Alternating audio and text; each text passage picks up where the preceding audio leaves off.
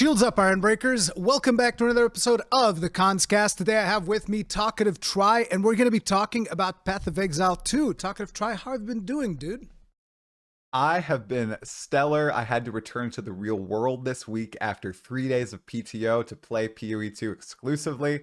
Work was rough, but it's the weekend again. I'm happy. I'm going to actually get to spend, I think, another 1 hour with the game today because I have Christmas plans with the family. I am the true casual gamer's perspective right here. Yeah, I'm kind of like in a casual gamer's perspective as well. I think you'll be surprised when I eventually reveal how many hours it took me to finish the campaign. Like, and not even cruel, just like normal, because I'm still in Act 1 cruel.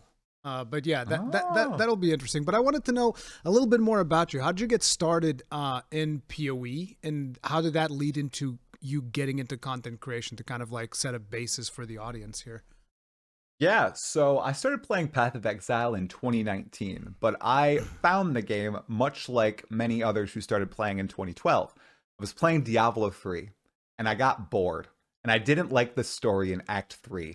I thought it was too cliche. The villain, Ascendancies, was appearing as an apparition over your character and taunting you, and I thought, what kind of gritty, dark world? This isn't Diablo 2. I'm not playing this. This is ridiculous. But I was alone at home. My wife was up north visiting her family. So I searched Google and asked, all right, other games like Diablo. Not even kidding you. Before the meme even happened, right? Other games like Diablo. You're looking for Diablo likes. I was looking for Diablo likes.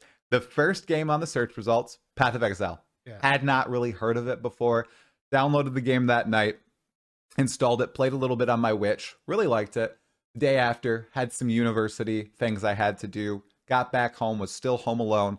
6 p.m., log in, I look at the clock, it's already 9 a.m. the next day. And I'm like, whoa, that's never happened before with a video game, ever, dude. And I've been a gamer my entire life, playing Dota 2, Baldur's Gate, Neverwinter Nights, Dungeons & Dragons Online, Guild Wars 2, but I was never degenerate until I met Path of Exile. And ever since then, I've been playing. I started making content on it because I thought a lot of the content around the game is focused on hyper optimization and critiquing the game. I play the game because I just enjoy it. You know, I cobble stuff together, I manage, and I have fun. Let's put that perspective out there. And it has worked so far.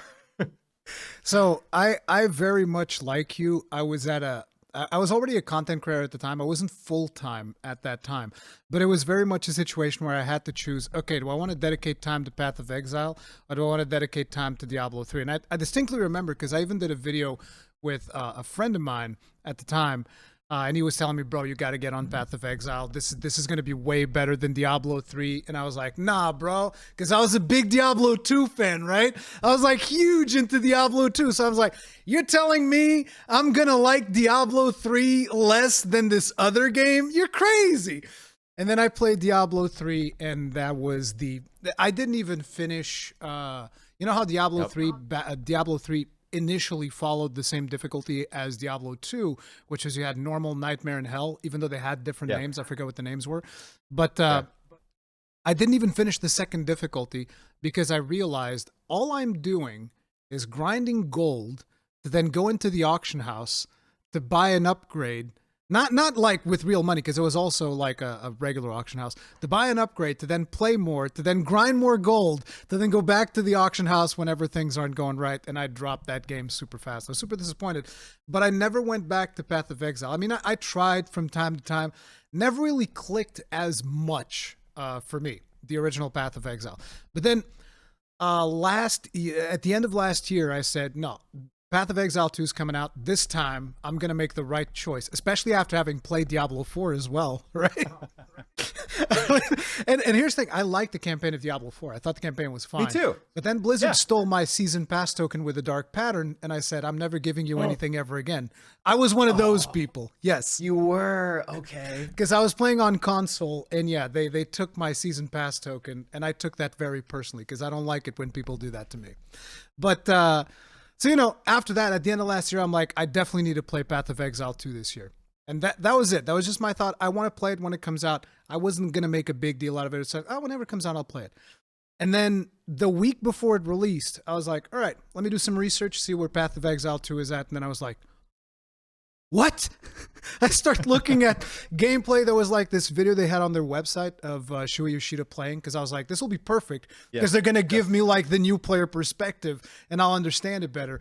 And then as I was watching that, I was like, wait, this changes so much from the original PoE, because I started also like a new playthrough of PoE 1 just to kind of like understand some of the basic systems, stuff like that.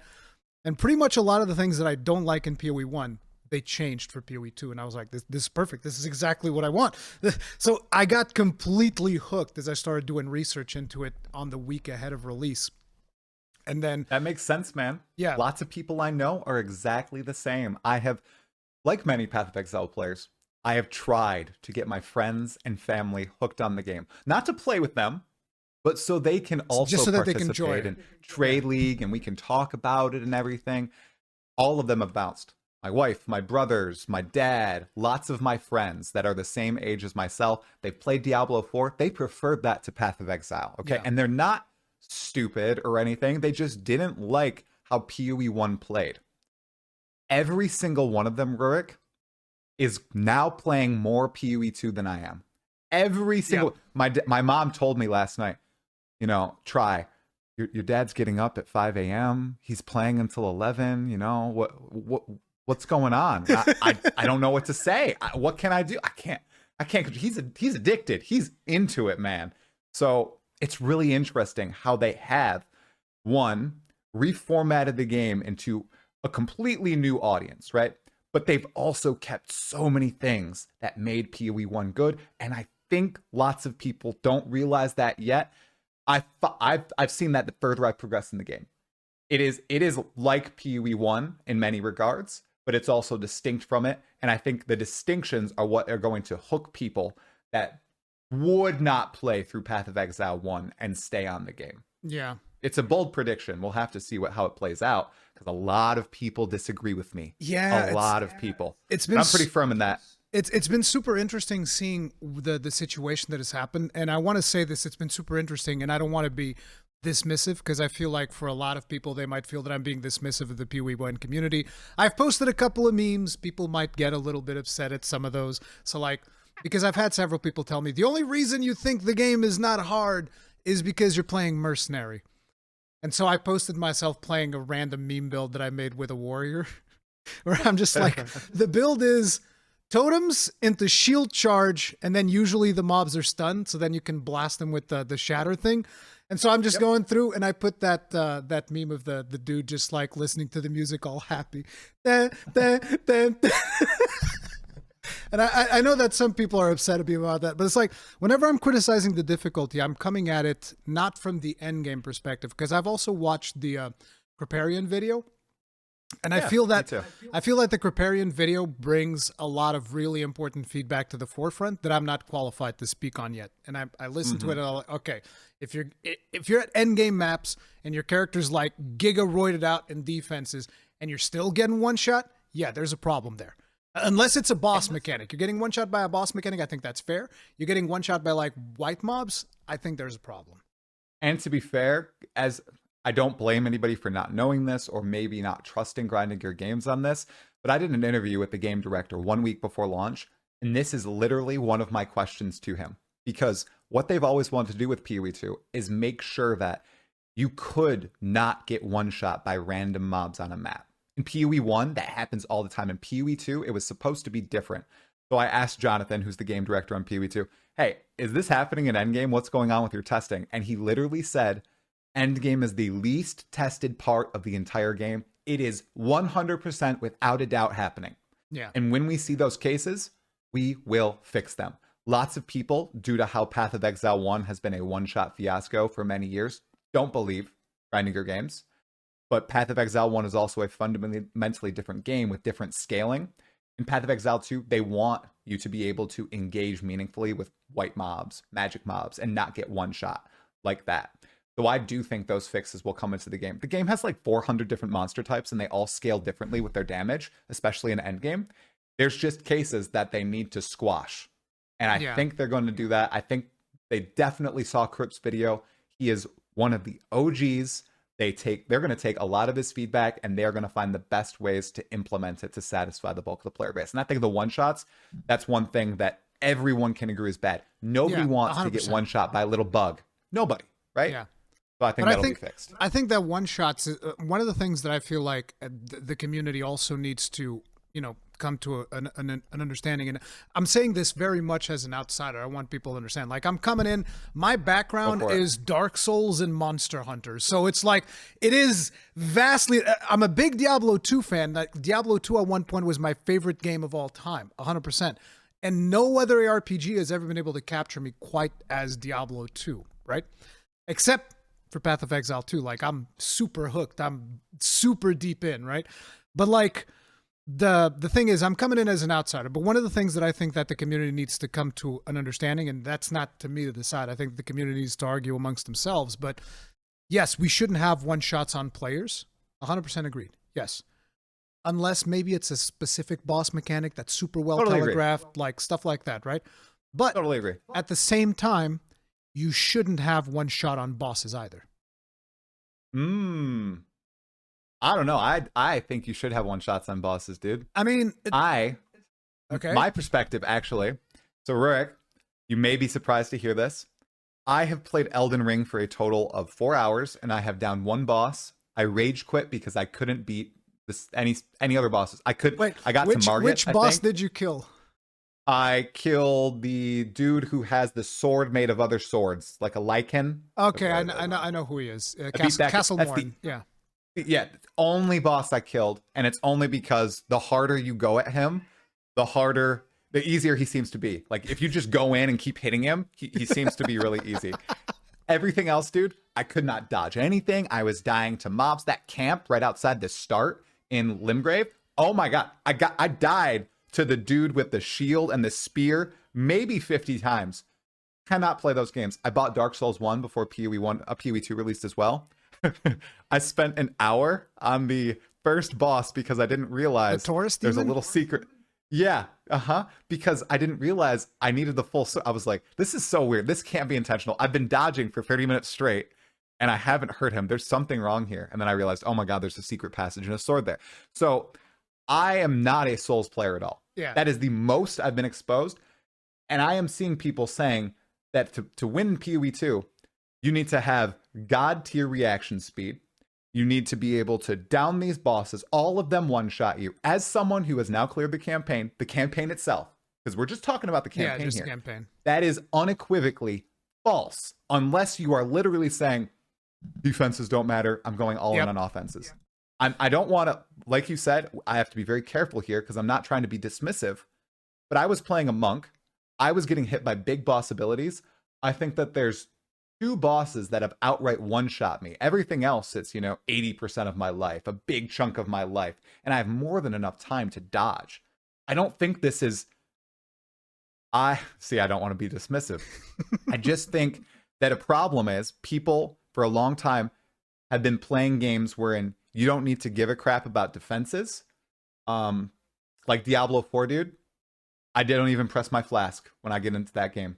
I just rampage through monsters. I don't press heal. I don't get damaged. I can get hit by everything. Dodging doesn't really matter. And in PoE 1, that was kind of true too. Even inside boss fights, I think the more dangerous stuff in PoE 1 actually were packs and stuff in the campaign. And in PoE 2, that's not the case. It's just a very different game, dude. Very different.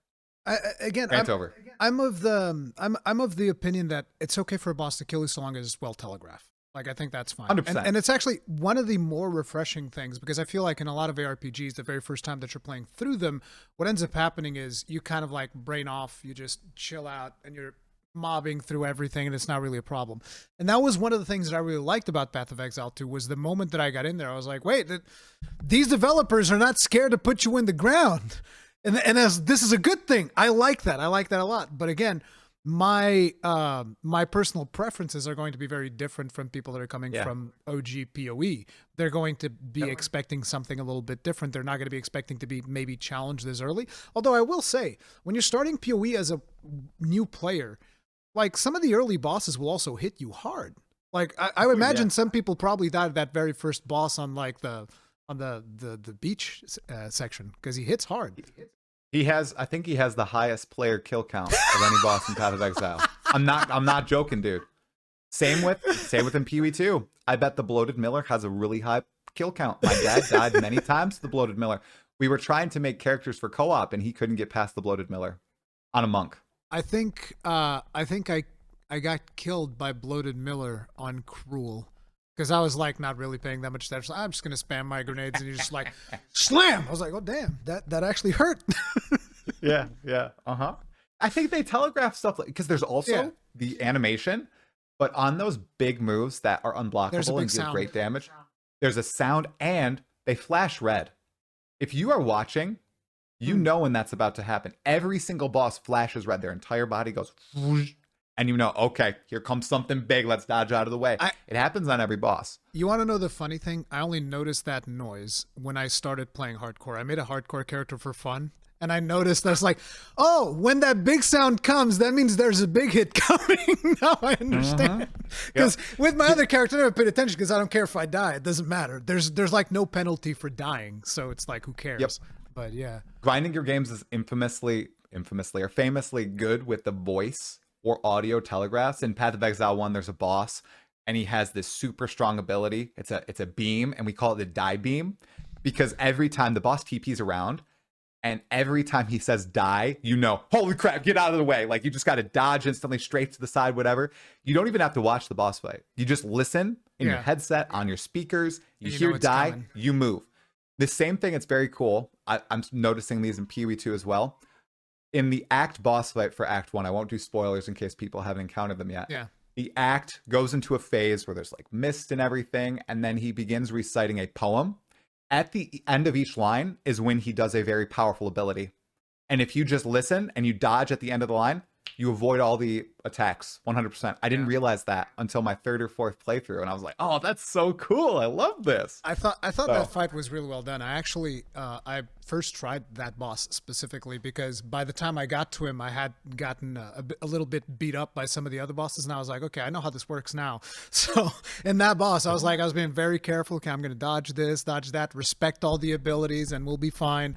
And it works, and I think it's just a ton of fun. I've been having an absolute blast with it, and particularly, again, coming from a Souls and a Monster Hunter background, it is way more welcoming to me than it was in the original PoE 1, because PoE 1, one of the things that I've noticed people refer to it as, it is very much a knowledge game, whereas PoE 2 straddles a line between being knowledge and skill, so it requires a certain degree of execution. And that's the difference between blasting down bosses in 5 seconds, like I've been doing in Cruel, and having those extended, prolonged boss fights. Once you have the knowledge and the skill together, bosses, at least in Cruel, are dying very quick. Packs are dying very quick. They're no challenge if you have a broken build.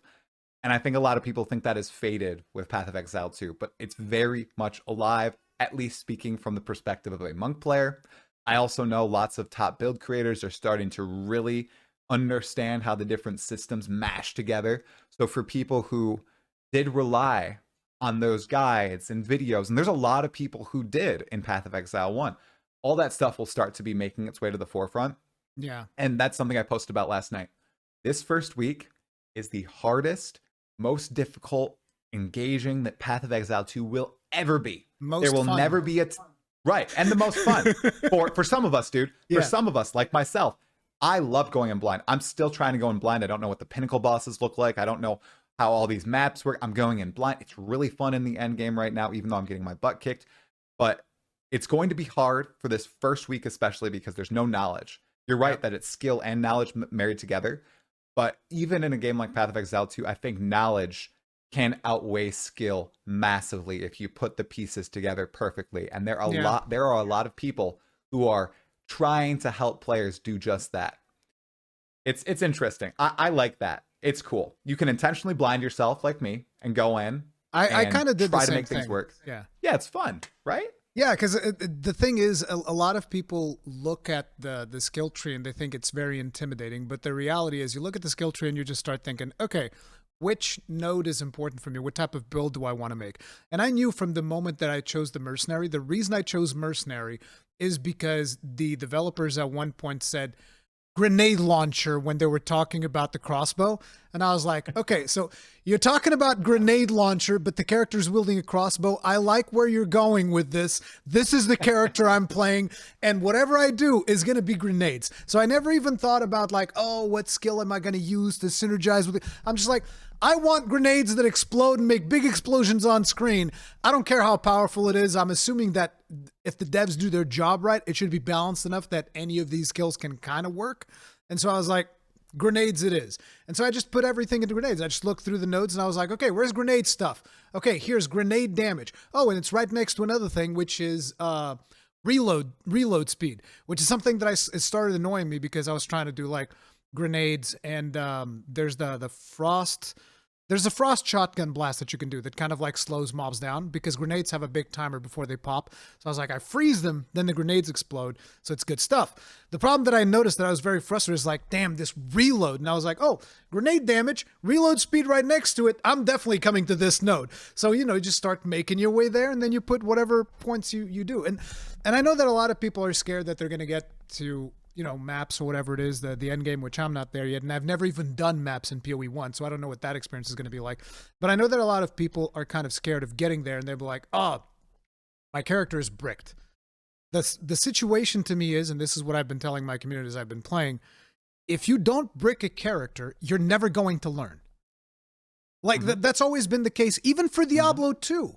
Like, you would make a character by the time you get to endgame, because you have no idea what items are there. You don't know what the stat requirements are going to be for certain items. So you're going to brick a character, and then you're going to go back and you're going to make it better because you're going to know, I have this item, that item. I know which items I want to have, and I know what stat requirements are going to have. And so now you know what you're going to build like.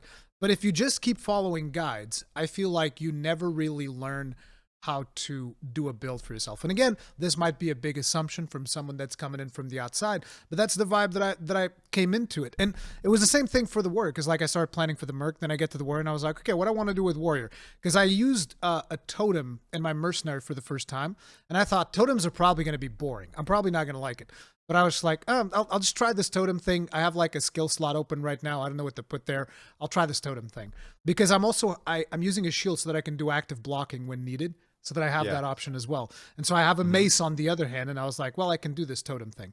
So I casted a totem once, and I was like, huh, that's how totems work? That's actually really fun. I want to do a totem warrior build thing. And that's when I went to the warrior, I was like, okay, totem on the tree. Okay, there's node here, node here, node here. I know that I want to come here. What do I get along the way, whatever. And that's kind of like how you would just end up planning it. And I actually think that a lot of people look at the passive skill tree and they think it's overwhelming. I actually don't. It is overwhelming, but I don't think it's as complicated as a lot of people make it out to be. I agree with you, man. And you just described how I made my first build in Path of Exile too. Yeah. Ooh, power charges? I need to path to those because I have power charge abilities. Everything's funded by them. Ooh, critical hit chance? Yeah, I'm going to get that. Ooh, lightning? Yeah, let's find a good way. Oh, I need some defenses. Well, I'm speccing into energy shield and evasion rating. Let's get these notes. Literally what I'm doing. I'm having a little bit of trouble at endgame, but I think that I'll be fine. You can make builds like that in Path of Exile too.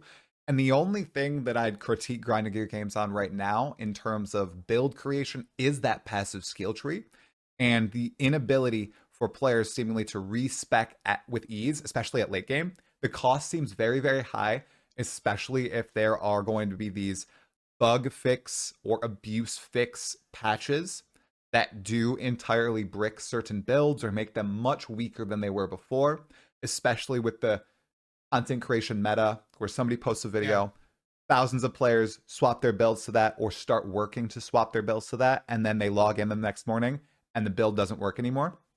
I think that needs a little bit of work. It's early access, and they're trying to toe that line between, okay, it's early access, there's going to be a lot of changes. We want to give you the tools to react to those changes if we break your character. But it's also a game that, man, is so well polished, and I feel like has had so much care and effort into it. Everyone's saying it's like a full release, or it's better than games on full release. The best early access game I've ever played. So I think they're really trying to find that balance and figure out how exactly they want to respond to the community on that. And it's something that Grinding Gear Games is seemingly rediscovering right now, because Path of Exile 1 went through the same exact thing. I wasn't around, but I've read up on a lot of the history. They released into closed beta and open beta, and this exact same thing happened. Abuse cases were found, they would fix them, and they had to always decide, do we give players the ability to respec? Do we give the players the ability to freely just build as many different characters as possible and find as many broken things as possible for us, right? Which is an approach that they could definitely do. Yeah, I'm not sure if they're going to do that, though. It's very tricky. I don't envy them. I actually think that there's a way that, and again, outsider's perspective and all that, but like, I feel one of the things that they could do with this is you give everybody one free respec per week. And what is this going to do for the game if you think about it? Well, we nerfed this build, somebody's build got bricked, they have their free weekly respec, they fix it, it's done. Or it also gives you a chance at some players, like they boot up the game and they're like, I think that this could be really interesting, but it's also very risky. I don't know if it's going to work. And they might test it because they know at the end of the week I'm going to get a respec anyway, so they can test this. And in that way, you're incentivizing players to experiment and to break the game for you. Because maybe one of these builds that somebody is thinking about will actually break the game, and then you will know. You will have the data. Oh, damn, they actually went and did this. They did like a full 180 on the tree, went to a different path, and because they have this class with this ascendancy, with this node combination, they're just obliterating everything. But it's probably going to be something that a lot of players are going to be like, I don't want to waste 30 hours of my time to try and figure out if this works, right? And if they just give them that one respec a week, they would solve a ton of problems. But again, that's going to be up to them if that is something that they want to do or not. And it's delicate, man. Because keyword there. Give players the ability to do this. If you give players something and you plan on taking it away in the long term, that is so tough, dude. Because if they want to make it difficult to respec and really turn character permanence into a thing, wherein if you want to completely revamp your character, you need to put in time and effort into that, which is something I think they want to accomplish. If they give players a weekly respec or a respec up to level 30, something like that, whatever, or they greatly cheapen it, and then they plan on full release in a year and a half, whatever. They think it could be 6 months to 12 months. Man, I feel like it's going to be longer than a year. We'll see. I just want the druid in the game. Yeah. I just want the druid. Give me the druid. But if they plan on taking this away, man, I think that's why they're slow to act. The way that I was saying is that you give them a one free respec a week, but you make it very, very clear, even in the game, like in the tooltips, this is just for early access. You have to make it perfectly clear. Yeah, exactly. You think players read? What do you? Hey, chill out, man. Chill out. Yeah, we don't read. but yeah, if they were to do that, it would have to be very clear, like this is just an early access thing, because it is obviously that they want to make respec a hard thing, which is, by the way, not something that I agree with. I love respecing. So if respecing was free, I'm like, hell yeah, dude, I love that. I want to like swap all my points around, do crazy experimentation, but that's not something that is a part of their vision. I'm going to respect that. It's like, hey, if you guys don't want to do that, that's fine. That's pretty much up to you. Yeah, and to be fair to Grinding Gear Games, while they are firm in many of their opinions, especially this new team, they do seem open to for this new game. They seem receptive to a lot of feedback.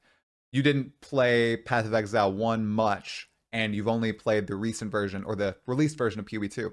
There used to be 5 flasks in the game as recently as 2 months ago. I know and, that. Yeah, and they cut it down to 2, right? Oh my gosh. I play tested PoE 2 in March of this year at an LA event. I have been the biggest PoE 2 fanboy since I started really pumping out content about it last year. They flew me out to LA. I played it for 5.5 hours. I pooped all over them. I said, this is bad. This felt horrible. You need to fix this. I had a poor experience. I love the idea of this game, but I got in game itself and I was unlucky. I didn't have any drops at all. The flasks felt bad. The WASD movement on the warrior felt clunky. Dude, between March and December, night and day. Even between March and the second time I played in June, night and day. They are very receptive to everything that people are pointing out, and I think they will change it. It's just a matter of how much they're willing to bend their vision for the community and how they're gauging the importance of all this very vocal feedback, especially this first week. Yeah. I will stand by the fact that the vision of the game, the idea of the game is sound, and that most of the changes that need to be done are numerical shifts, map size, balance on some items, balance on some classes, balances on respecking. But the meat of the game, fixing some ascendancy classes, but the meat of the game is in a great position, and I really enjoy it. And I love that even though there are similarities to Path of Exile 1, it appeals to a new and different audience, or people looking for a new experience, because Path of Exile 1 will still be there. They are still planning on updating the game. It's not going into maintenance mode like Diablo 3 did or like Diablo 2 did. It's an actively developed game. So they're going to have two very different titles out. That's so great. Yeah. So great, you guys. I think that the biggest thing right now for me is that I'm also concerned about the alienation of the original PoE1 audience, because I never like seeing when an IP is basically leaving their audience behind. As someone who has suffered through that through quite a few games, right? It's just something that doesn't sit right with me. But at the same time, it's like it does feel like they want to do something that is different from PoE1. It is something that is meant to be slower and more methodical, rather than doing that end game that we usually see in PoE1, where it's just like zapping all over the map, destroying everything in a couple of seconds. Like every time I see those builds, I was like, I can't even understand what the hell is going on. And dude, Rurik, I think that still exists in Path of Exile too. I don't know for certain, but seeing how powerful a dummy, has been able to make their character, what's the upper echelon of build crafters able to do? Probably something akin to that. I think the curve is just changed a little bit, wherein it starts way tougher in Path of Exile 2. Yeah. And then slowly, steadily, it becomes easier as your build forms together, as you get different pieces of gear. Itemization is very important in Path of Exile 2. And right now, it's way harder to get these things. And like I said a few minutes ago, player knowledge is at an all-time low. That will change. Path of Exile 1 has been solved for years, especially the campaign. There are people who got that down into a science. They know exactly how to navigate. They can speed run the first 4 acts in like under an hour. Dude, it's a solved game completely. Path of Exile 2, way from that. Not solved at all. I think I don't want to alienate people either, but I think they need to remember this is new game. It's not going to be solved in the first week. Like Elden Ring. Were people upset that first week? Were they saying it's too difficult, or like? Oh yeah. I don't know. I wasn't a part of it. Like, it was a new game though. Yeah, I'm but sure they were still complaining, because the thing that happens with Souls is a little bit different, which is every new iteration of Souls, there's always a lot of new people that come in because they're like, this is the one that I'm gonna jump in. And then they come in there and then they get smashed by the bosses and they're like, actually, this is way too hard. They need to give us an easy mode. so it happens every time. We deal with the problem that you guys are dealing with now. We in the Souls community deal with it every single new game. There's always like 10 different video game journalists that are going to come up. It's time that From Software gives us an easy mode already. And every single time, Miyazaki, the president of From Software, comes out and says, no. that's the end of the conversation. So yeah, this problem that you guys are having for the first time now, I've seen it like a million different times across Dark Souls. So yeah. Well, the funny thing is, you're talking about the alienation of the PoE1 community and not leaving them behind. Not new players that are having a problem, dude. It's the PoE1 players who seemingly are having the most problems. And that really sucks. How do you solve that? I don't want to alienate. I am so welcoming. I welcome everyone. I want everyone to enjoy the game. How do you solve that without fundamentally changing how the game operates? Because I don't think they want to turn... Right. I don't think they want to turn this game into something where you can not mindlessly, but easily kill the Devourer by just auto-attacking, which you can do with bosses in Path of Exile 1 right now in the second third area, right? Devourer is like that first boss, right? Say again? The Devourer is that first boss that's in the hole, right?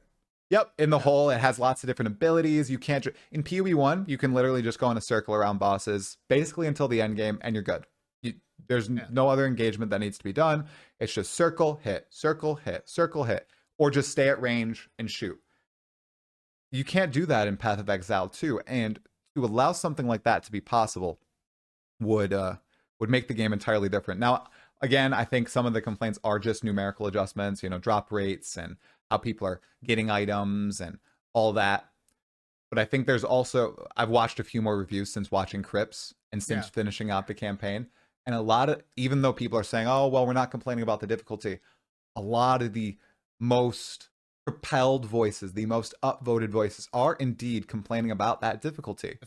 And yeah, it's something really hard to solve, dude. I don't know. I don't have a solution, unfortunately. It's why I'm not a game developer, Yeah, and it's one of those things where I do believe that one of the biggest issues is, like you're saying, there's a lot of people that are jumping into the game and they're not even considering defenses. Now, the reason it is important that had I not streamed Path of Exile 1 prior to playing Path of Exile 2, I would probably be right there alongside with them. But what happened was I was playing Path of Exile 1 and I'm like absorbing knowledge from my chat. That's one of the advantages of being a content creator, right? You go in and there's a bunch of people that are willing to go in there and like kind of like teach you the ropes and stuff, which I'm super thankful for. My community was in there and they were like, hey, listen, I know that you're ignoring all those life nodes in this game. They're actually really important, dude. Like, you need to get those life nodes. And I was like, okay, I wasn't taking the life nodes in PoE 1, but my brain was like assimilating that information. The defenses. So eventually I got to a point in my build. I wasn't even feeling the difficulty yet, but I was like, this is probably a good time for me to pick up a couple of defensive nodes. So I go back to the beginning of the tree and I'm like, okay, so there's something here, increases my evasion and my armor by a buttload. Okay, get 3 of these nodes. Boom. So I have those in there now and I'm like, oh, I feel significantly tankier. This is great. And then right now I'm actually going through the process of getting another whole like flower of nodes just with a bunch of more defenses to evasion and armor and all of that stuff. And I'm still not even feeling particularly squishy because you have a dodge roll. So I can avoid a lot of the damage. I'm used to that type of playstyle, so it's not a big deal, but I'm still like bumping it a little bit into defenses so that if there is a situation that I need a face tank, because I found one of those in Act 2 where you have that one place where it's like a big skeleton of like a dead creature or something, and Valley you walk of the inside. Titans? No. Mastodon Badlands, that one.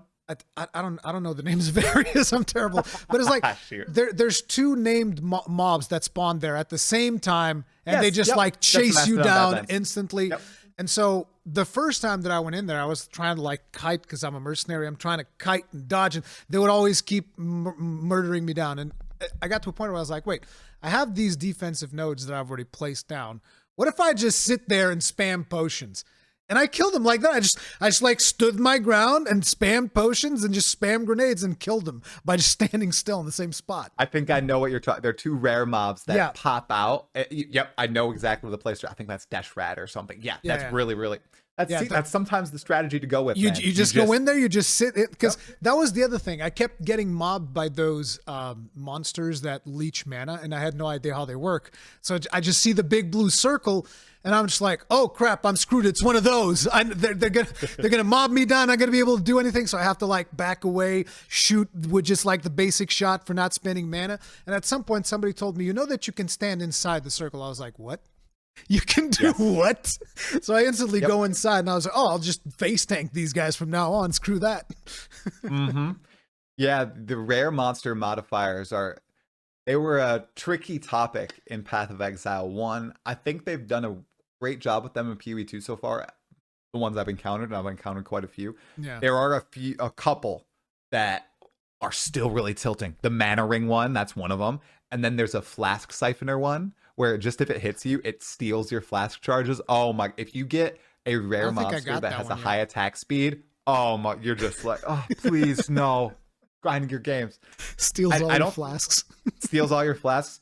I can't wait to see more of them introduced to the game, because Path of Exile 1 got to a state where there were quite a few different ones and all the different combinations were interesting. I think with Path of Exile 2, combined with the fact that every rare monster actually has mechanics that at least I've been paying attention to, if I'm not nuking down the rare monsters in a second, I think all those will mash together really interestingly. So, yeah. So, tell me a little bit more about these Ascendancies, because a lot of people are having. I mean, I've done Ascendancy. I know, I can see your reaction. It's like I've been hearing a lot of stuff about Ascendancies, a lot of people having problems, and I've been having an absolute blast with the what's it called, trial of the whatever. Sekima? Sekima, yeah, the Sekima. trial of the Sekimas. The first one was actually hilarious for me because I finished the trial with full honor, first try. Now the joke there is I picked up the boon that if you lose all of your honor, you get it all back. So I died at like the last hit of the boss. I would have died, but I got everything back. So I finished. I was like, guys, I finished with full honor. What's the difficulty here? So yeah, okay. No, I get that would have been very frustrating, but I don't think it would have been a deal breaker for me because I'm just used to face smashing against bosses for hours on end. So it's right. Whatever. But okay. Yeah, tell me why is the community so against the whole thing? Like I do think that there could be a problem if I was playing a warrior in the Trial of the Sekima, but specifically for the type of warrior that I'm trying to play, which involves a lot of blocking, maybe it wouldn't be as much of a problem. I'm assuming if you block, it doesn't count towards losing honor. I actually don't know. But okay, because you are getting hit, technically speaking, but you're blocking the hit. I think it does count as losing honor. So I think I read a comment in Twitch chat. If you lose by blocking, that is something that I can completely. I'd be like, okay, that's not fair. That freaking sucks. Yeah, absolutely. Totally agree. There are a few different things to unpack with the trials and ascendancies. We can talk about ascendancies after. Let's talk about the trials first. Okay. So, trials. They are fundamentally different from the rest of the game, right? Yeah. You are putting your mind into a different place, both with the Trial of Sekima, which is a roguelite in which the meme "don't get hit" is very, very applicable. And then there's the Trial of Chaos, which we'll talk about in a second, that is purely determined by the random modifiers that you get. Oh yeah, I failed my first one of those. Yeah. Right? I will die on that hill. If you get modifiers that brick the encounter, you're done. And lots of them are literally just ported from Path of Exile 1. Which is a completely different game, and I don't think they should be in PoE 2, or the numbers should be adjusted. Another numerical change. But the Trial of the Sekima.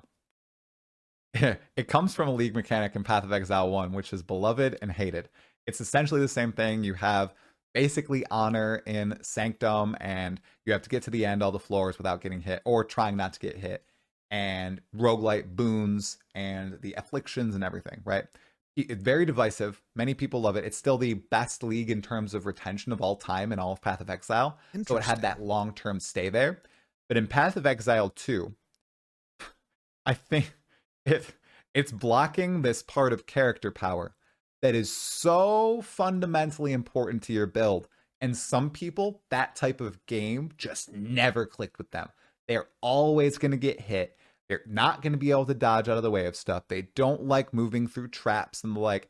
So the grinding your games has put something that changes your character entirely and gives them a boost in power with almost every ascendancy. There are some ascendancies that are broken and are actually taking away power. But they've locked it behind this, and that pisses people off. It can be done, dude.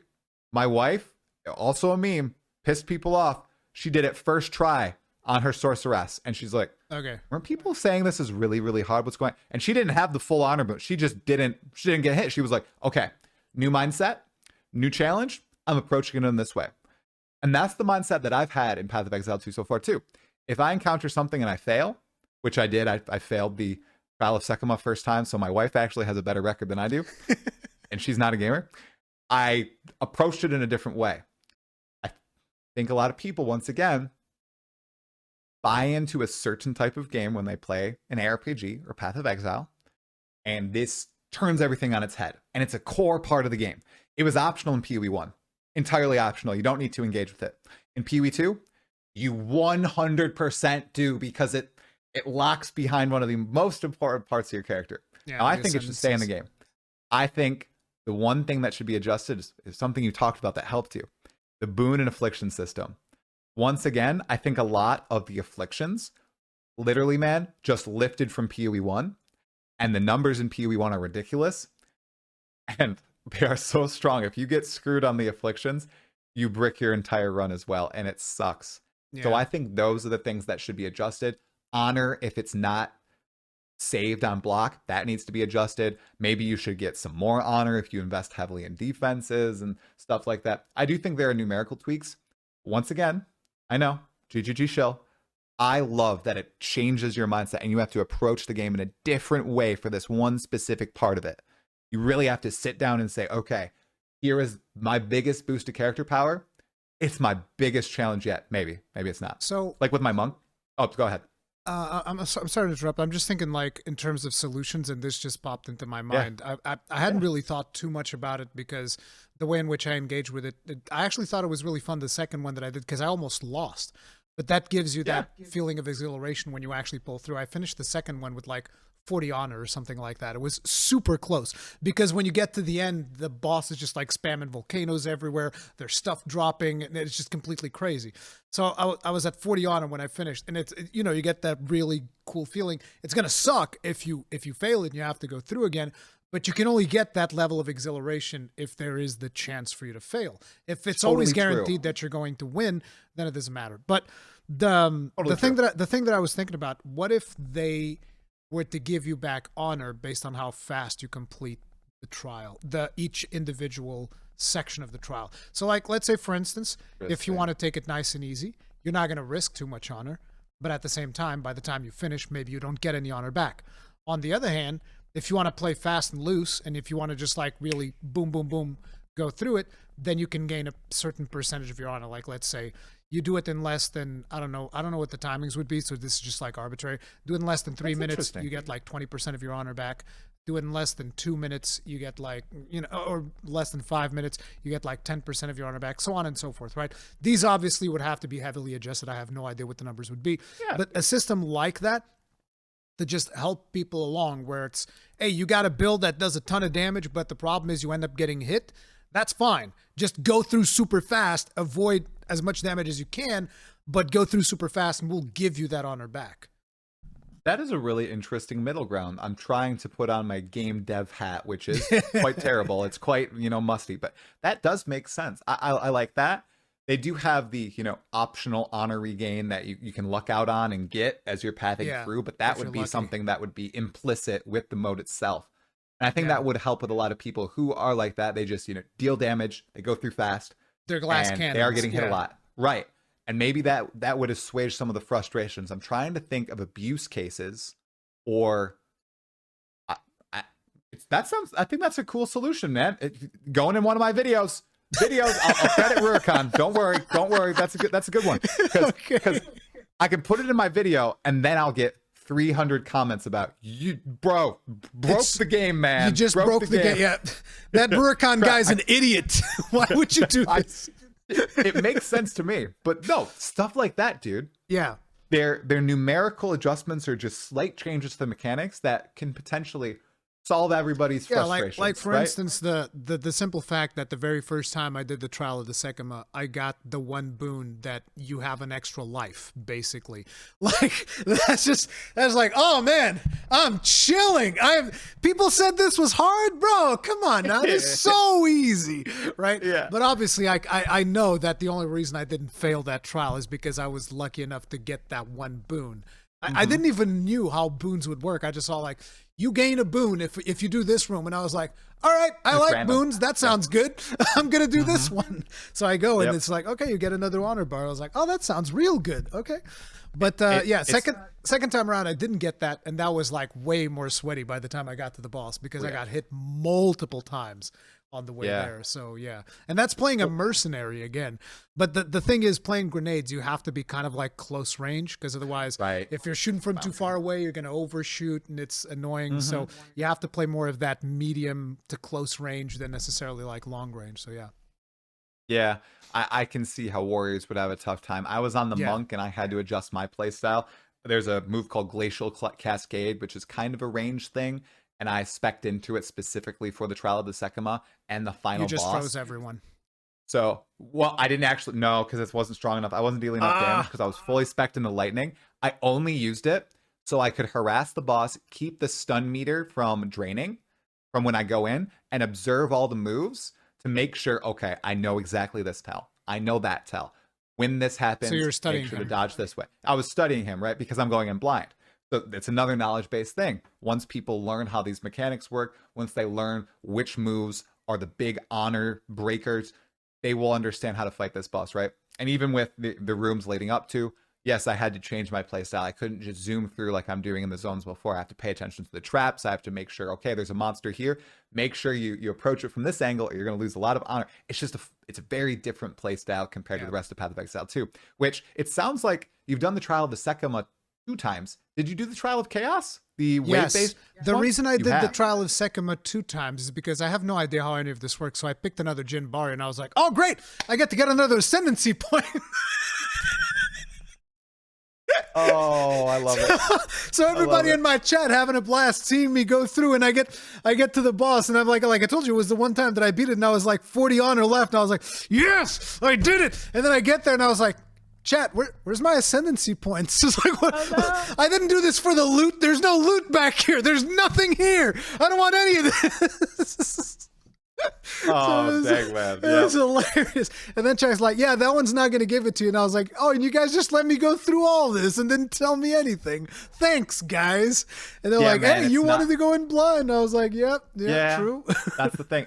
I think they've made it a little more clear, but I'm not sure how clear for to get the second Ascendancy point from the Trial of the Sekima. So here's what's happening. Yeah, here's what's happening right now. I've picked up another Jinbaria that says this one will give you Ascendancy points, and chat's telling me that's wrong. It won't. And I'm like, what?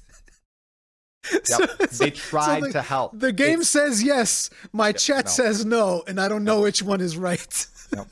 No, because you've done Trial of Chaos, yeah? Yes, I I've presume? done the Trial of Chaos. So you've got your 4 Ascendancy points. Now, to get your next set, you need to either do a certain number of waves in the Trial of Chaos at a certain area level, or up to floor 3 of the Trial of the Sekima at a certain area level.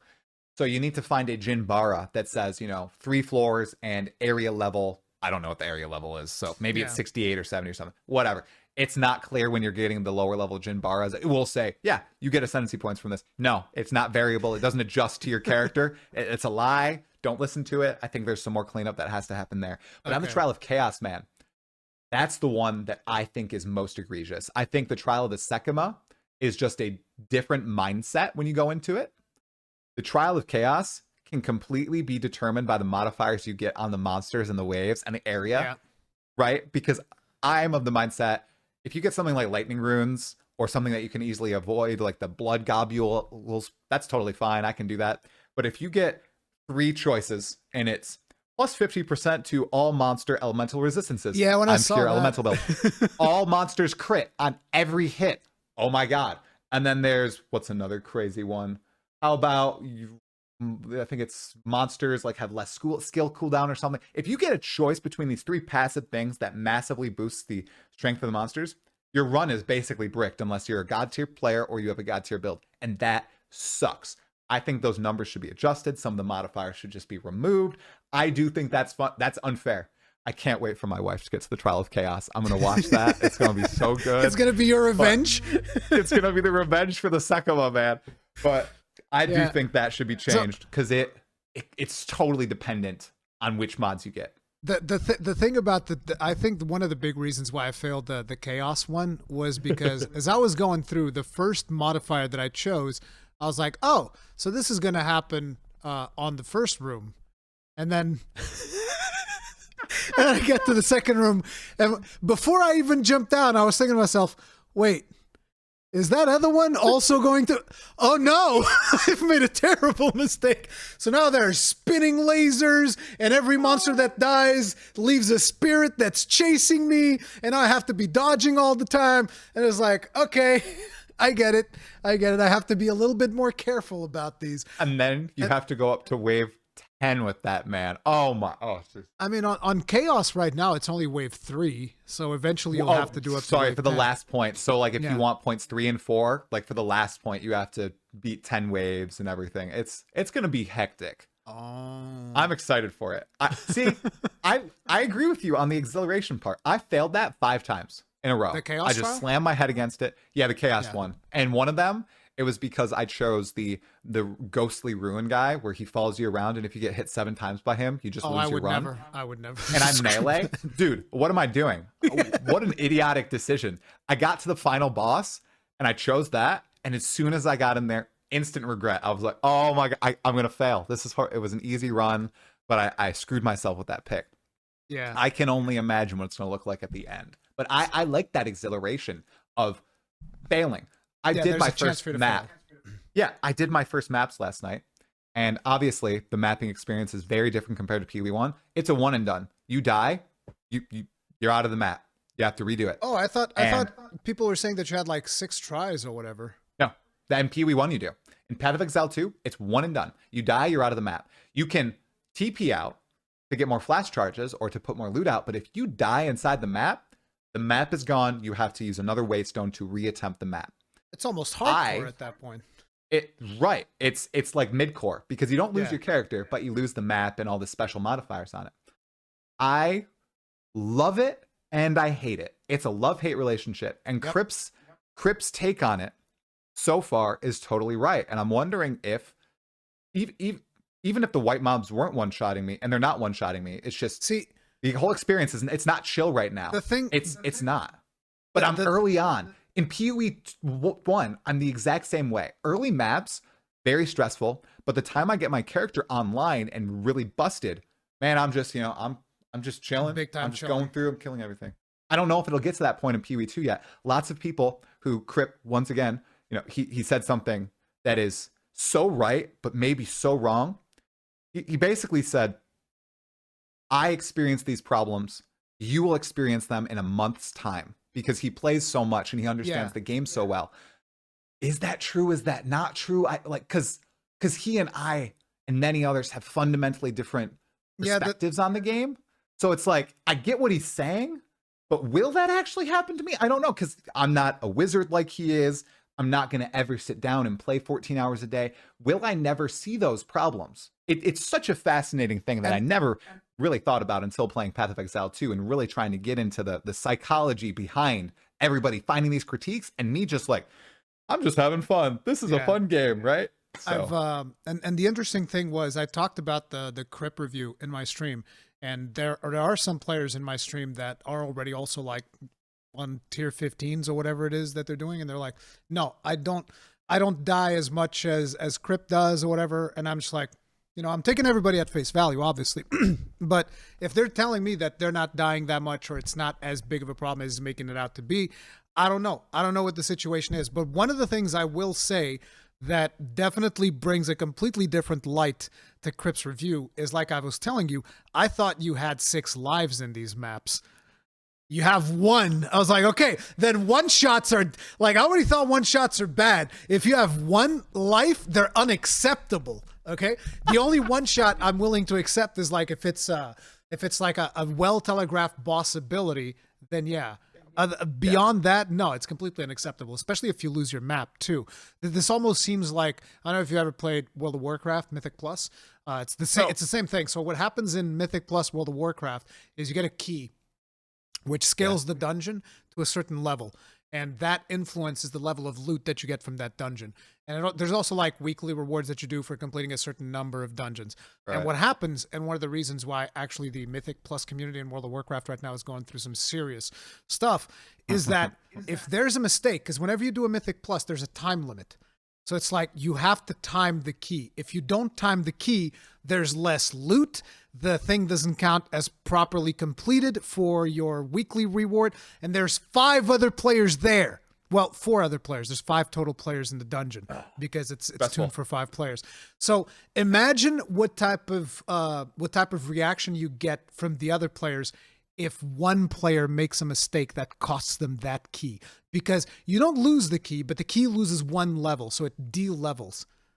And so so there's a punishment there, kind of like there's a punishment for the maps now. It's like if there's a mistake and you lose the map, you're kind of screwed. So I can totally get where the community is going to be coming from once people start reaching maps and they start hitting that. So this didn't happen in PoE1 then. You wouldn't lose your maps? You had 6 portals, so if you die, you have 5 portals, you die again, 4 portals, so on and so forth. Okay. This is also the case in PoE1 for bosses. So there's endgame But bosses like the Maven. Would the maps reset? So like you said, you have 6 portals. Nope. So you go to one portal and then you die. Is it still the same map? Still the same map, all the same monsters dead, all the loot is Okay. in it. Okay. All good. The boss, if the boss is at 20% life, it's at 20% life, and you have 5 portals to go. In PoE 2, completely different, man. You die, you lose the map, it's done. You can log out and everything in PoE 2, of course, right? Yeah. You can even pause the game and everything, but it's one of the things that I was most scared about. I've seen So- some people in hardcore pause, and you just see the death screen behind the pause screen. That's so evil. I can imagine the feeling. Like I've already lost my first hardcore character, just like some purple flowers in a bridge, because they all stacked together in that clumped up space and blew Dude. up on me. Dude, But like, those flowers, those are okay. So those are PoE 2 mobs that were brought to PoE 1. The absolute bane of my existence in PoE 1, and the same in PoE 2. Oh my god, dude. So okay.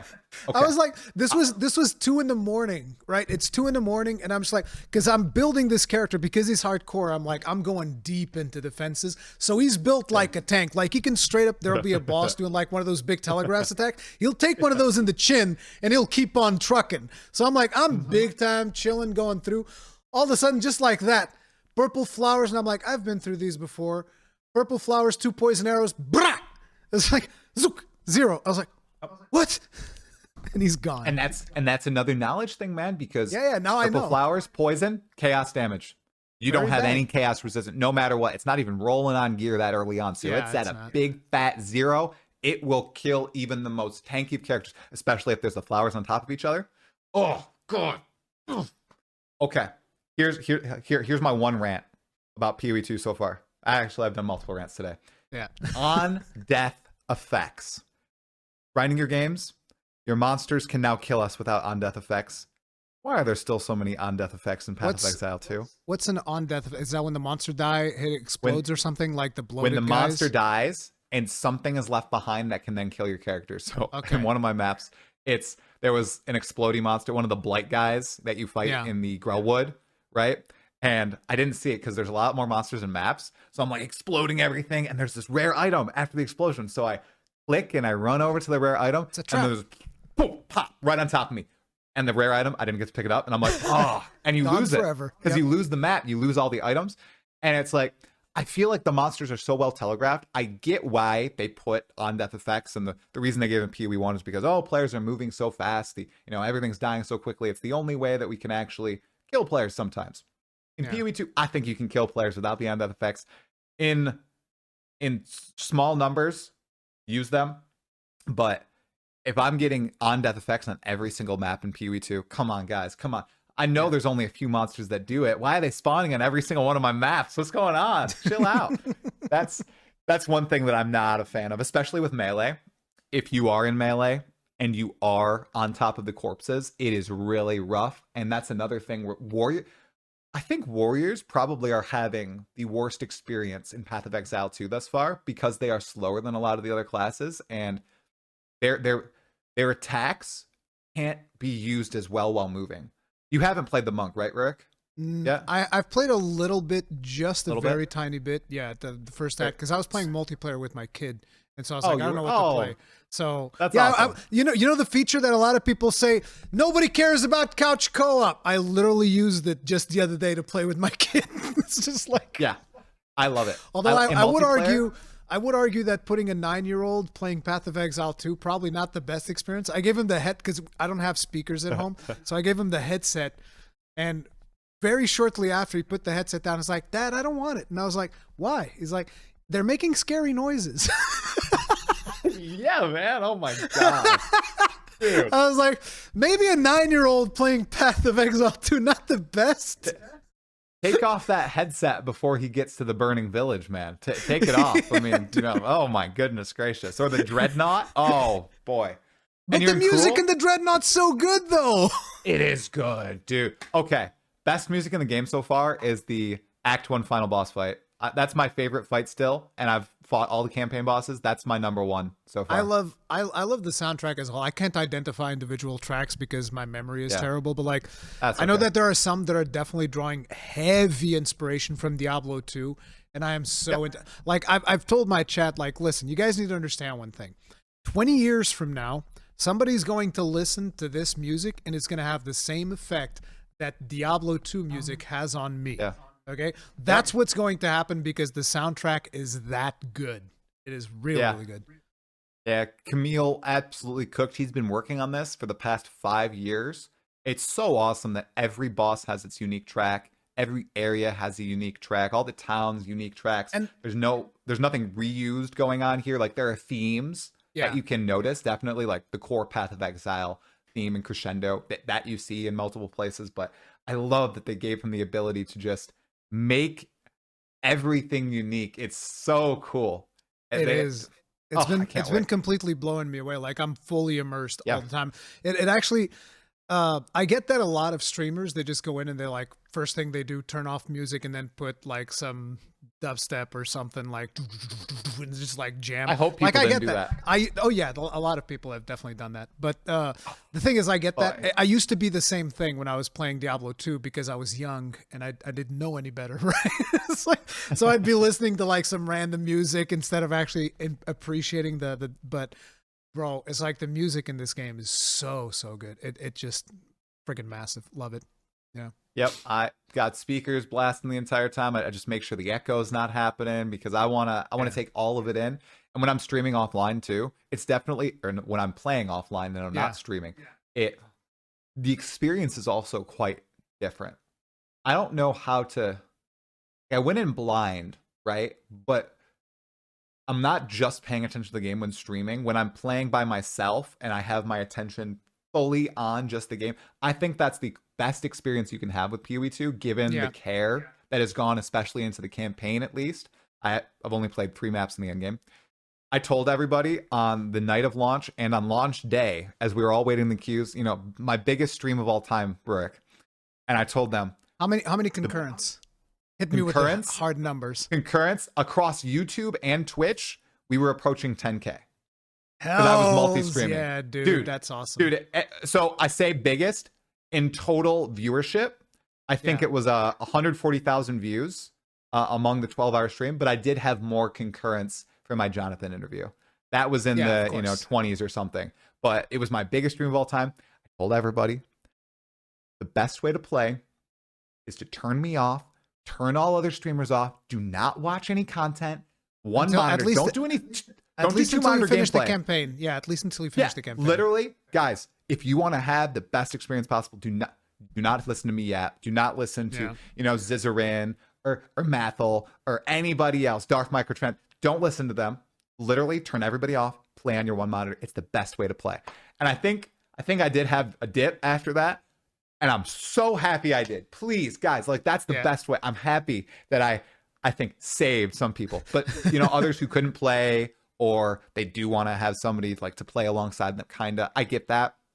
But if you can stomach it, the best way to play is just that one monitor gameplay. I will die on that hill. It's so good. 100%. I've only done offline second monitor gameplay after I've experienced the content at least once, because the campaign is actually really, really good. I really liked it. Yeah. That's another thing. Like, how are you feeling about the lore? Because an interesting thing, I don't know if you are aware or not, but like on the day of release, my plan was, because I expected the servers to like explode and stuff like that, and I usually start my live streams before, I'm not going to start right on top of the thing happening. I usually start things a little bit earlier. So my plan was like, okay, so I've seen there's these videos from this guy called Talkative Tri, where he goes over the lore of Path of Exile 1 that I want to know more of. So ahead of the release, we're watching like your lore videos on the stream. And I was like, "Bro, this game actually has really cool lore. The campaign sure as hell doesn't show it."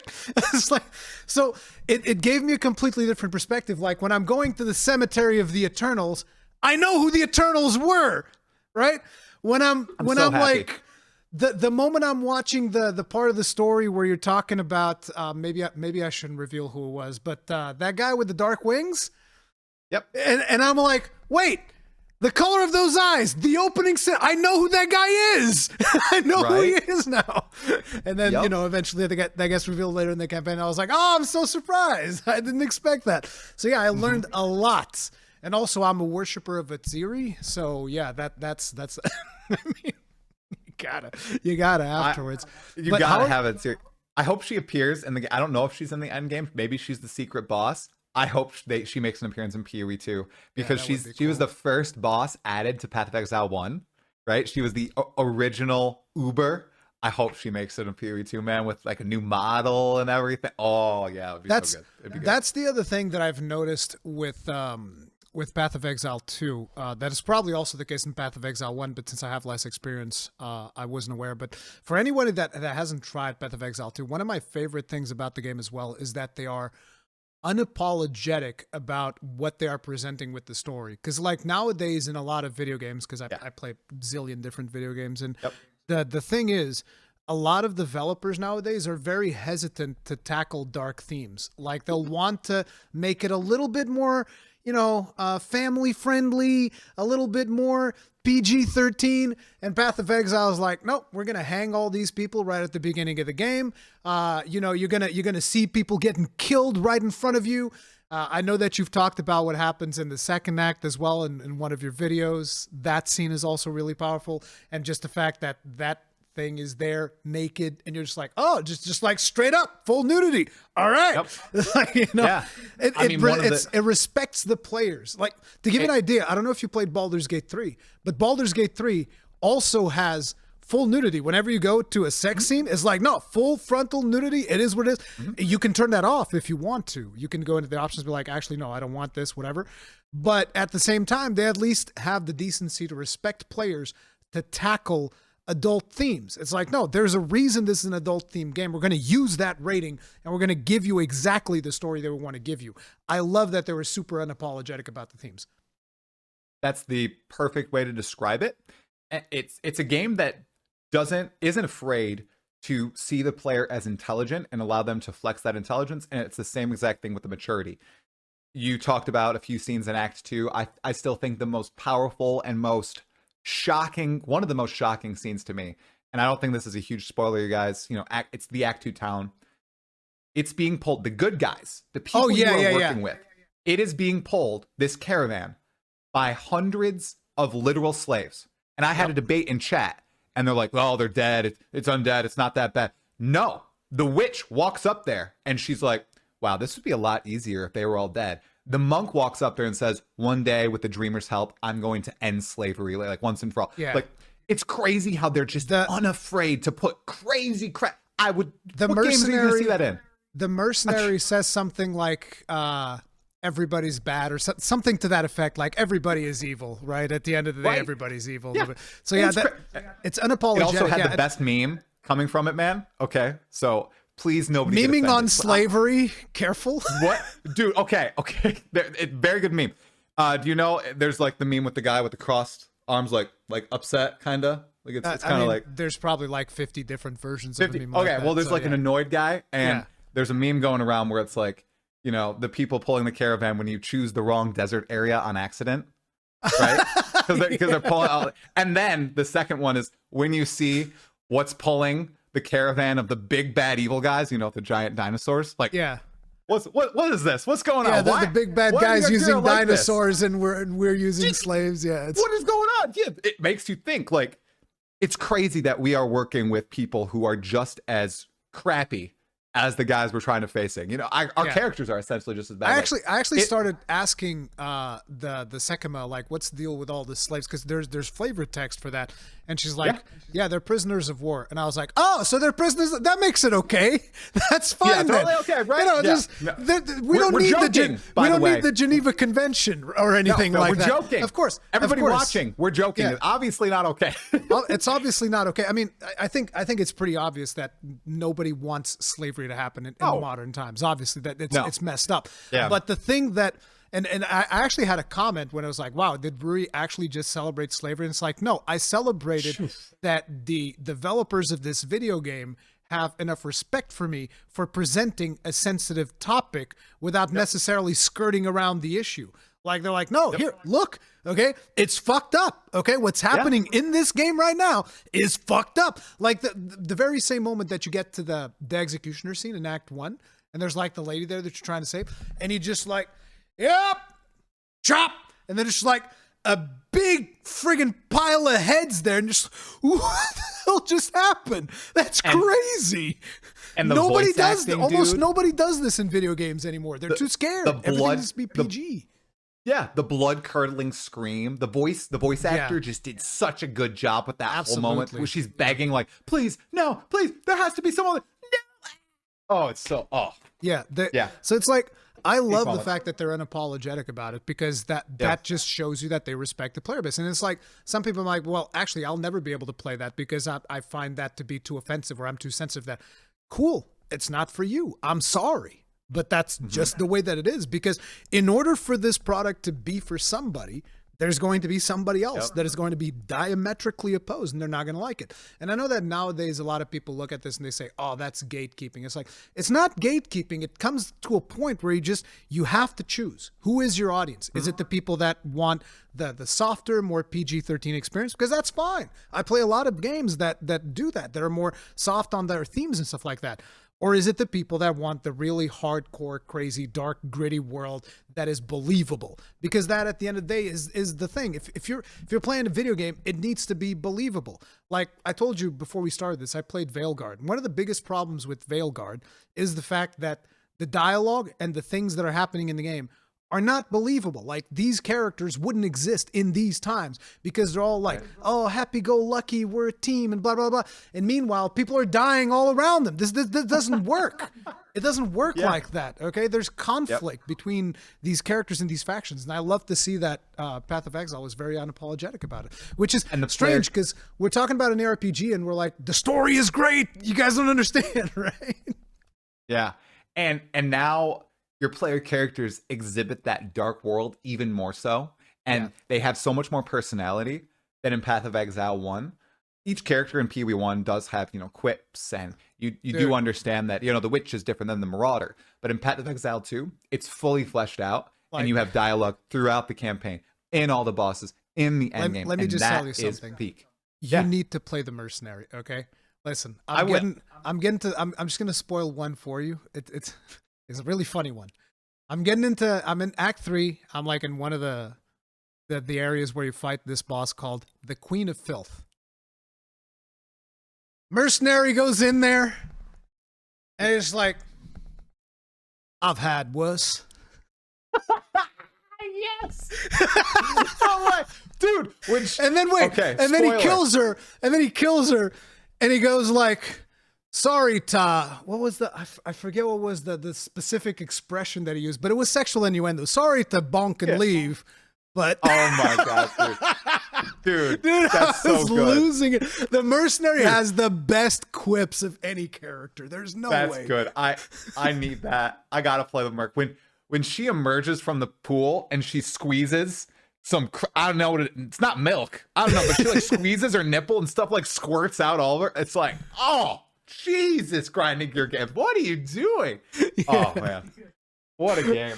What it was crazy, but there's so many quips like that the Mercenary has that I'm just like, every time I absolutely love it. And there's sometimes where it's way like more tame, because even the Mercenary has like his limits. So he goes like, damn, some days this job just ain't worth it, or something like that, when something really messed up happens.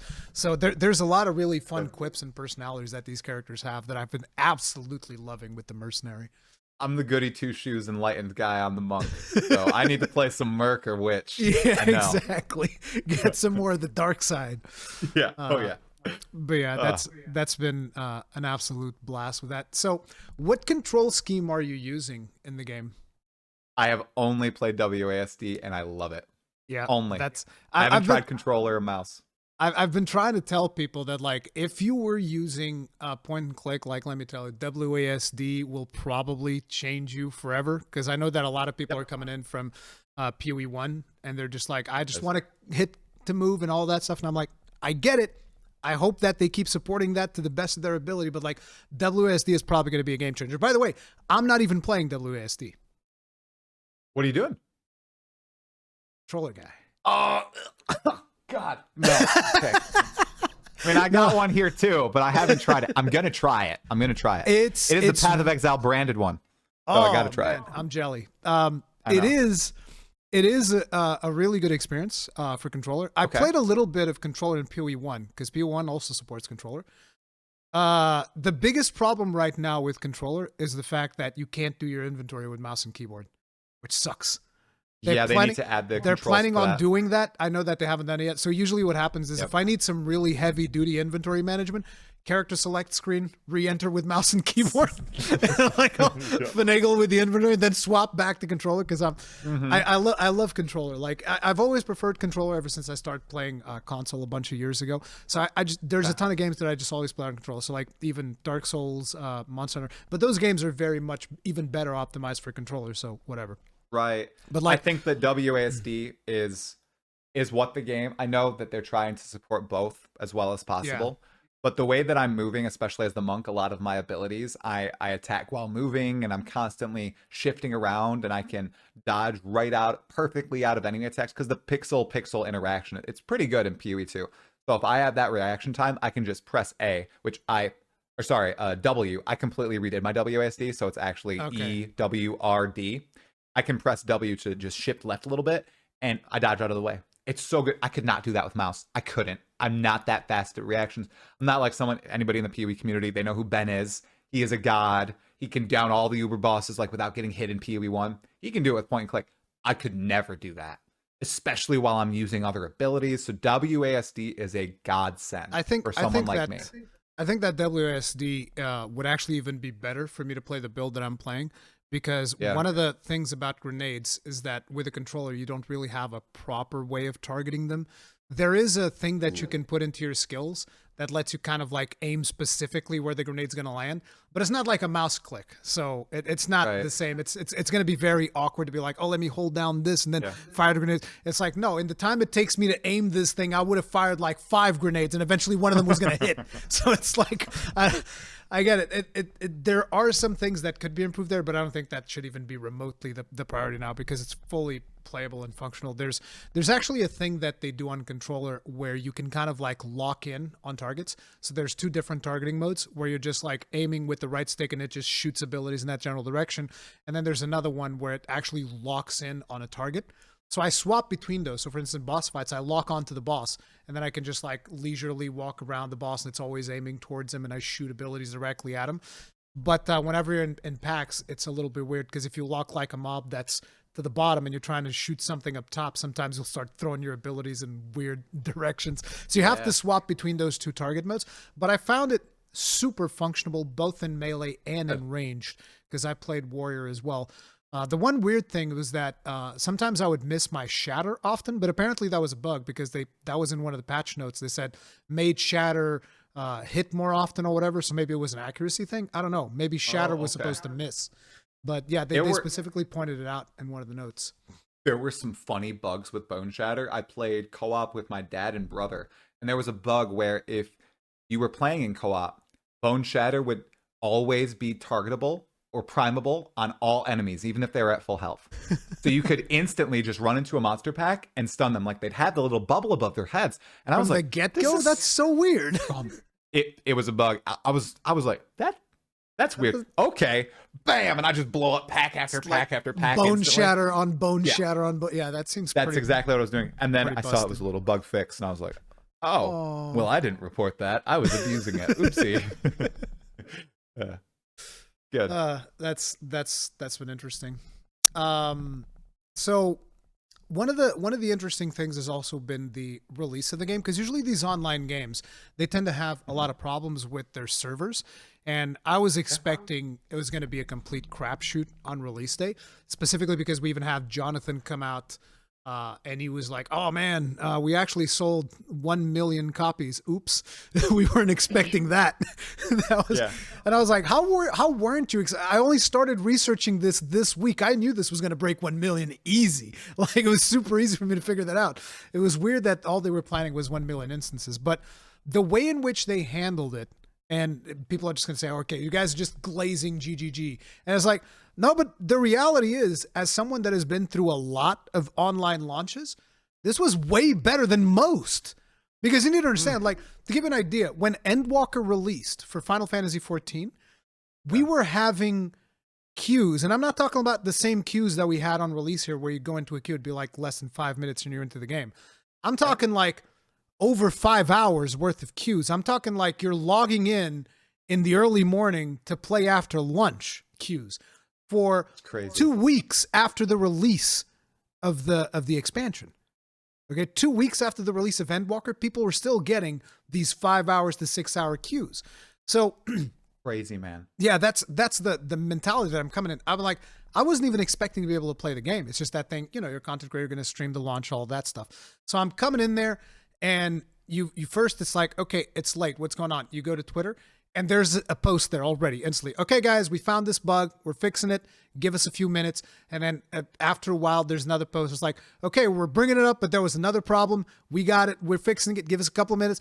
And then after a while, eminently going up, Jonathan. It's like any minute now. And then the servers go online and you play it for 10 seconds. They go back down.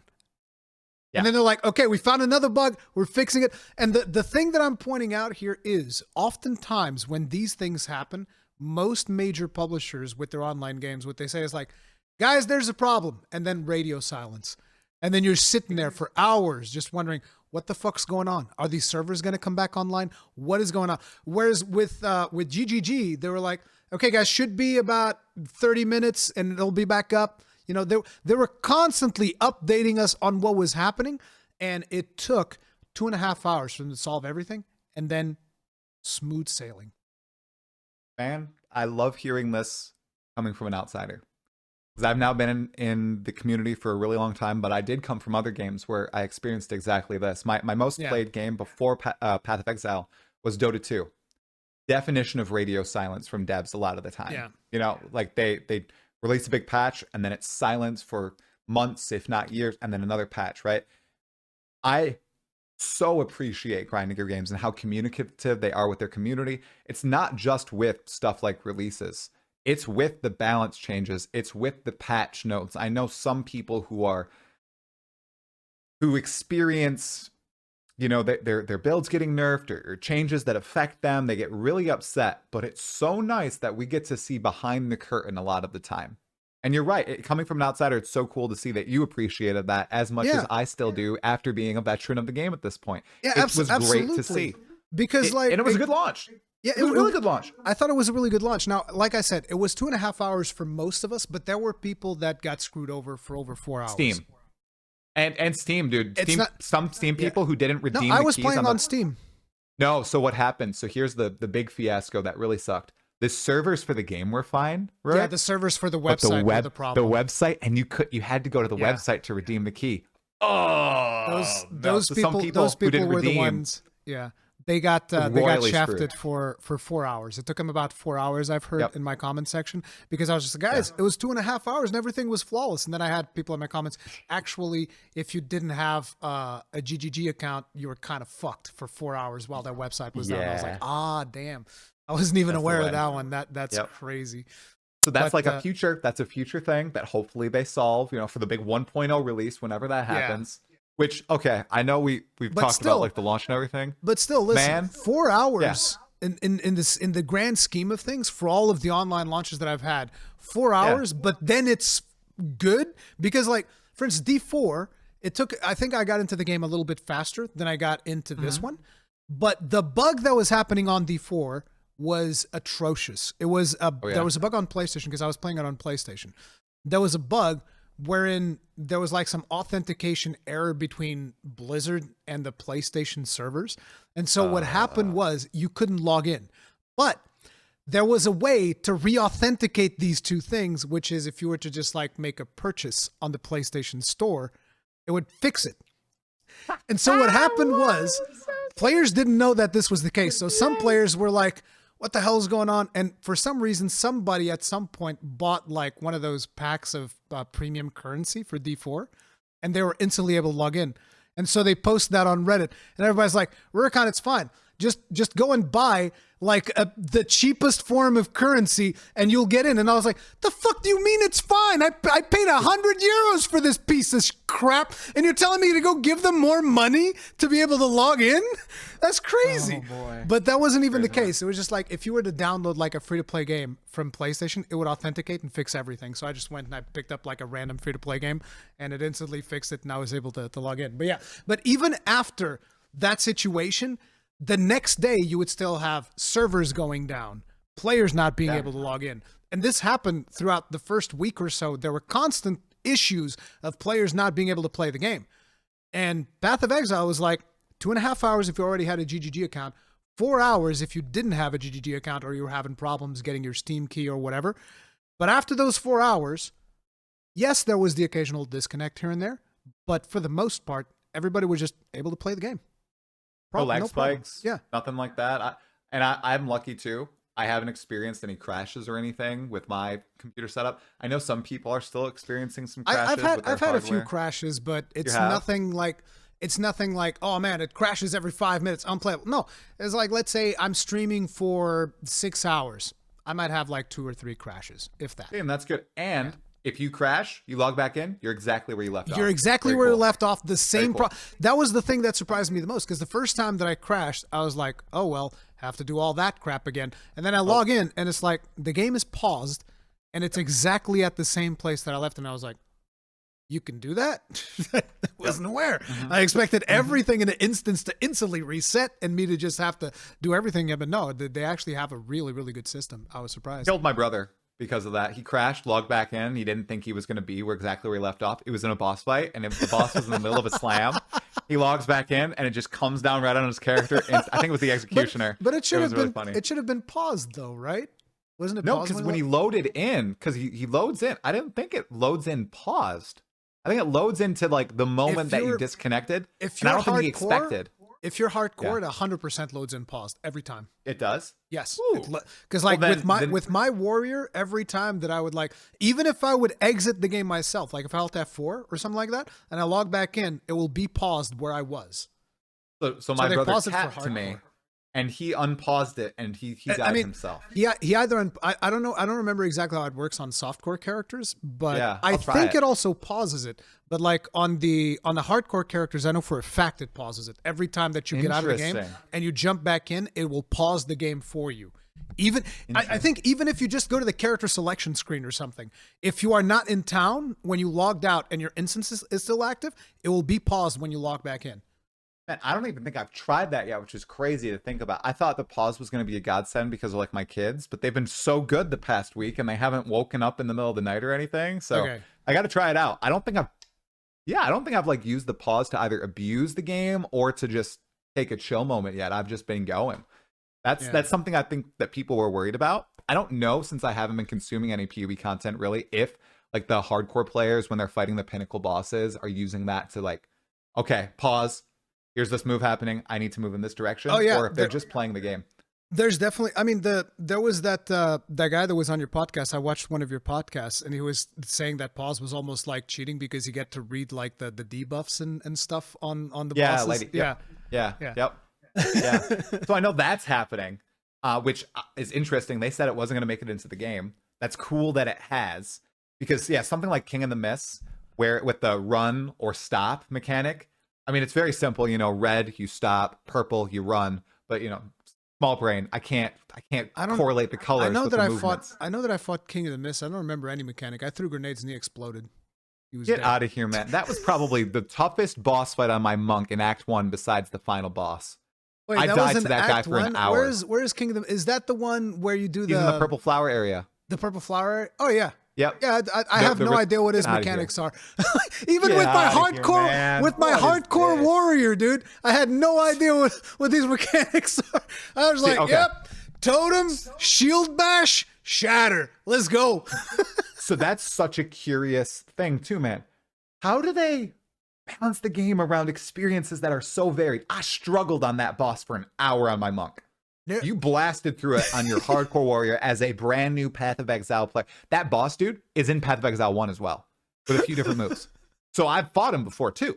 Like I knew what was going to happen, and I still struggle bust my way all the way through. But it's like that guy. It's like I'm telling you, the thing was I built a bunch of defenses on that warrior specifically so that he can survive a lot of the things, and then I'm like, okay, this thing deals damage, so I got to be careful. This thing doesn't deal damage, so I'm fine. I mean, usually I just listen to the sound whenever it goes like, stung, you know, okay, here it comes. Dodge away, do something, put up the block, you know. So yeah, there was actually a boss when I was first playing through. The one before the final boss in Act 1, there's like this lichen type creature in a shrine or whatever. He's got the candles on his head. Yeah, Candlemass. Yep. Yeah, so I get to that one, and the first time he killed me, and I was like, damn, I wasn't able to dodge a single one of his attacks. Huh. Okay, guess what? Now I'm going to block every one of his attacks. So I'm coming in there with the mercenary with the crossbow. And I'm like, okay, here comes a big attack. Block. Grenade, grenade, grenade, grenade. Another big attack. Block. Grenade, grenade. I didn't even move. It's like, this is fine. The thing is, I know that a lot of players don't like that. But to me, it was one of the things that it's like, I love the fact that there's a dodge roll and that there's active blocking. Like, I think almost no ARPG that I've ever played uses active blocking. There's very few ARPGs that actually do that, and I was super surprised when I saw it and there's actual mechanics behind it too. There's like a parry system if you put in what do you guys call it? The herald skills? I don't know if it's called a herald skill or whatever, but there's like skill. One mechanic. What? Buff skills like the magma barrier. I think is what you're talking about. Magma barrier, and I was like, oh damn. Although I was very sad because I feel like the writing on that barrier on that skill is a little bit misleading. They say, whenever you raise your shield, there's a thing. And I was like, okay, the wording is raise your shield. So then I go to shield charge and it says, while charging, your shield is raised. And I was like, aha. So that means at the beginning of the shield charge, I should get magma barrier. And that's a lie. It doesn't happen. I want magma barrier on shield charge. Needs to happen. I know the guy who writes all the tooltips. I will send him a message and see, like, hey, are you missing something here? Or maybe you should reword this. Look what Rurikhan said. So I'll definitely send him a message. Tell him to fix it. No, don't tell him to fix the wording. Tell him, like, no, just put magma barrier on shield charge. Make it an interaction. It's a good idea, you know? Yeah. Because shield charge doesn't deal, unless there's like a broken rune later on, shield charge doesn't even deal that much damage. It's mostly stun. So I was just thinking, oh man, now I can charge in and like blast things with magma and that'll be cool, but no, none of that. Yeah, that would be cool interaction. Yeah, so there's a ton of those interactions. One of the things that I actually liked that they did was the changes to skills, because you no longer have to do like the slots and all of that stuff, because that to me was one of the things that was keeping me away from Path of Exile 1 as well. I'm like, I picked up this great loot item. Yeah. Now I have to put like 200 currency items into it to make it usable for like a 5% or just upgrade. Not use it, or literally just not use it, and that doesn't feel good. Yeah. Yep. Yeah. Yep. So I think the skill system is definitely superior. I like the freedom it encourages as well, and you can test out new skills very easily. The only thing that's hard to respec right now, we talked about it earlier, is the passive skill tree. Everything else you can just finagle and edit and change around, and it's like that. It's a build creator's dream. I know I'm not a build creator. Yeah. I'm not one, but I talked to one last night, Palstron, and he's just like, I can sit there in my hideout and just change out all the gems in seconds. In PoE 1, I would have to go level up all the gems or buy the gems off trade and then get the proper sockets and then the proper color. None of that. Yeah. It's just snappy. Nice. Though the one thing that I have to ask you, what did you think about what Crip had to say about people potentially being able to just skip the powering up of the gems by just buying like super high level uncut gems from endgame players? Yeah, so if it's the buy, oh wow, I'm forgetting that part of the chat. So you was saying PoE 1. You can do that. You can buy level 20 gems in PoE 1. People do that already. Oh, so you can level up the gem and then still trade it? Yeah. Oh, okay. Yeah, then it's the same thing as PoE 1. Because he was saying that like a lot of people will skip the progress because the gems are maybe too common or something like that. Right. In endgame, they're very common. I found that out now. And then there's like a little curve, at least on my second character. I think he mentioned this scarcity in like Act 2. Yeah. I stopped finding them, and that's rough. But yeah, in endgame, you will miss the the upgrade path if you choose to buy them, but that's something you can already do in PoE1. People do that all the time. I see But what I he's imagine, saying. I imagine that it's probably more expensive to do in PoE1 because somebody has to manually level those in order to sell them, which I was assuming is a bigger time investment than just playing like a map. Well, I'm not sure. Yes, yeah, it's more than a map usually, or you can use certain scenarios like the domain of timeless conflict to super level them up. Then there's also the quality system in Path of Exile 1 where you want to max out the quality of the gem. I know that's in PoE 2 as well. I don't know how powerful it is. But then there's also the corruption, and people want like level 21 gems with 23% quality. I don't know if that's in PoE 2 either. Like I haven't experienced that yet. I am curious, maybe what he's talking about. And remember, I'm only like 3 maps into the end game. I've found level 14 gems. I don't know how rare level 20 gems are, which are the max gem. I don't know if he's saying like if you're playing solo, that's a really good progression curve because a lot of power is locked within gems. And if you're playing alone, that going from 14 to 15 to 16 to 17 to 18, blah, blah, blah, it feels really good. And it's a good progression. In PoE 1, I'd say it's tiny values. In PoE 2, I feel like every level is more meaningful. So maybe level 20 gems drop like candy, wherein I thought level 20 gems with, 5 sockets to slot support skills were supposed to be that super rare thing that you build toward. But if he's saying they're common, dropping like candy, you can buy them, you'll skip everything. That's kind of unfortunate. The whole buying thing, that's interesting to hear Crip say that. I know that he's a big Ruthless and he's a big SSF guy. But one of the things about Path of Exile is that you can buy you can buy almost anything, right? Yeah. And you can trivialize the progression if you have the currency. That's always been a thing in the game, and I think that's always something that Path of Exile wants to represent. You can give yourself the solo self-found experience by playing solo self-found or just by not trading, but you have the ability to always skip a great deal of progress if you have raw currency. I think that's something that's always going to be in the game. So. Yeah. So I know that you need to get back to your kids and stuff, so I wanted to just give you one final topic, which is this is one of my concerns right now in the game, which is like right now there's a lot of feedback, and I know that there's a lot of people that are super frustrated because they feel like they're coming from Path of Exile 1 and like this is not the game for them. And like I said, I don't want to dismiss those, but one of the things that I would argue, and I don't know what your opinion is on this, is that while yes, it is important that everybody voices their opinion, it is also important that we don't expect these changes to happen within like maybe even the first month. Because in order for the long-term success of the game, I feel like a lot of these potential changes that might happen, whether that's difficulty-wise or anything like that, they need to be very well thought out because once they nerf the difficulty, they can't put it back up again. Because if they do, that's going to be a problem. Everybody's going to be mad. It's like we're talking about with the respec points. If they give everybody a free respec every week, like my suggestion, it's going to be a pain in the ass when they take it away after early access because everybody's going to be like, well, wait, I was respecing every week. What the hell happened? That sucks. And so do you think that they need to wait a little bit longer before they make big, massive, sweeping changes? Or do you think that they should go faster and change stuff even faster?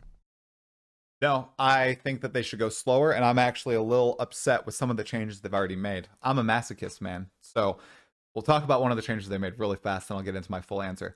The dodge roll. Okay, they've already changed the dodge roll and how you can now push aside small enemy. I know you might disagree with me, and lots of people hate my opinion on this. Here's the thing. I had in the beginning of my stream a thing where a lot of people were coming at me because I said the exact same thing. It's too soon to change the dodge roll. It was too, dude. I thought too. When I read the change, I was like, okay, yeah. So they found the middle ground. So you're not going to be able to dodge out of enemies, but you can push small enemies to the side, and if there are the small cracks, you can get through.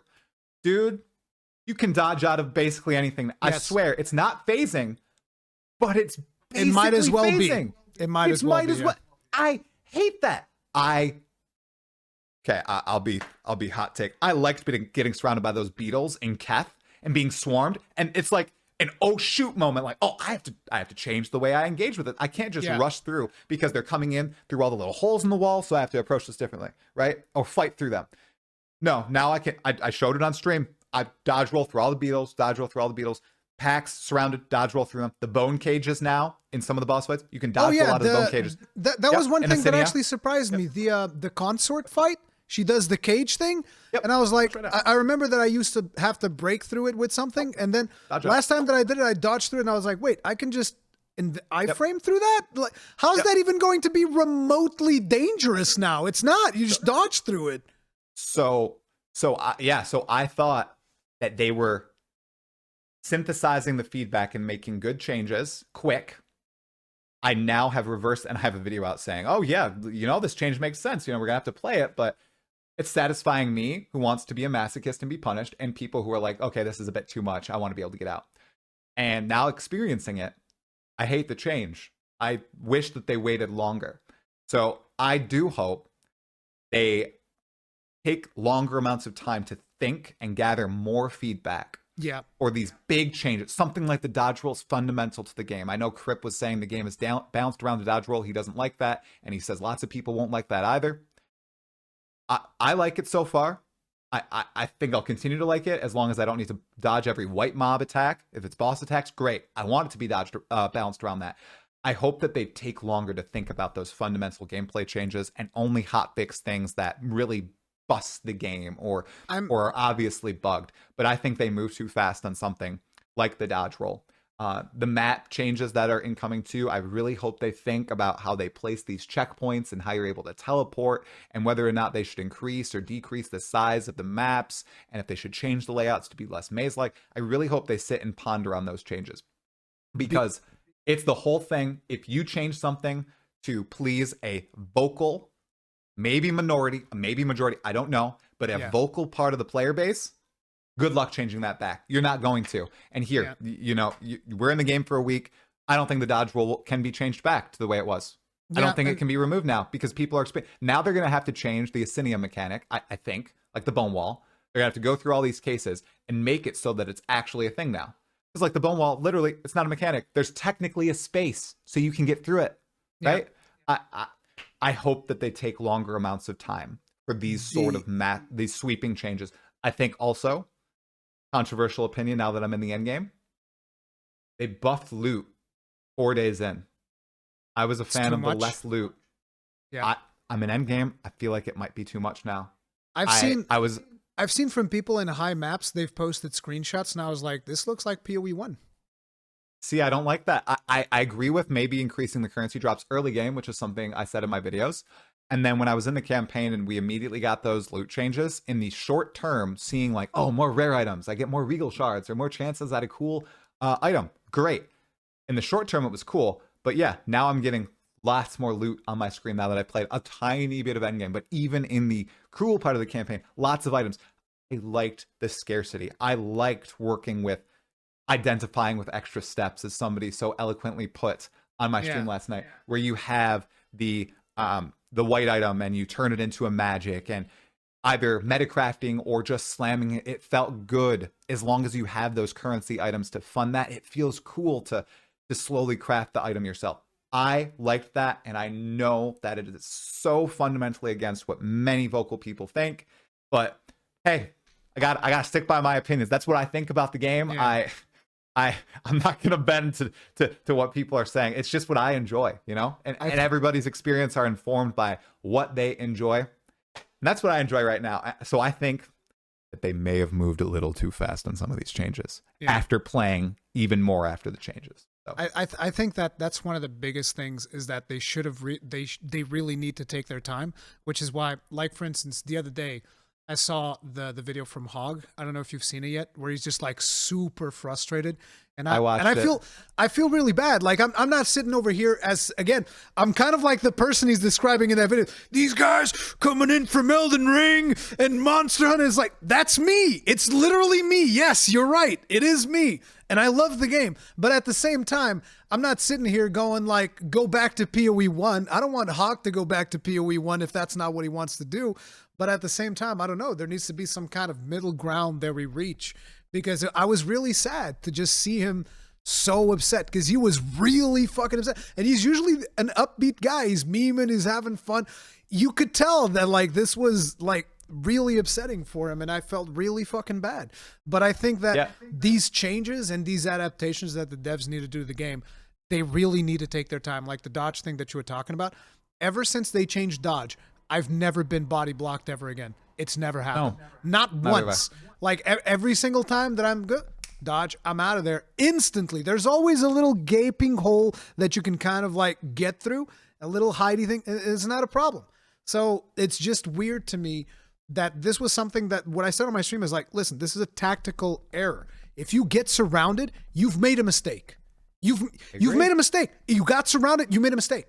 And therefore, you need to get punished. And that punishment is you're going to die because you ignored these mobs, allowed them to surround you, and now you're dead. And to me, it's like, yes, this should happen. And it happened to me a couple of times going through the campaign. I think like throughout the whole campaign, before they made the change, happened like twice where I got surrounded and I died. And I'm just like, Happened to me way more. I mean, you were playing melee, so I can kind of get it. Yeah. I get to dodge around a little bit more. Yeah, but I liked it. Yeah, I liked it. But that's the thing. It's again, it's a tactical thing. You position yourself in a way where it doesn't happen. So yeah, I don't know.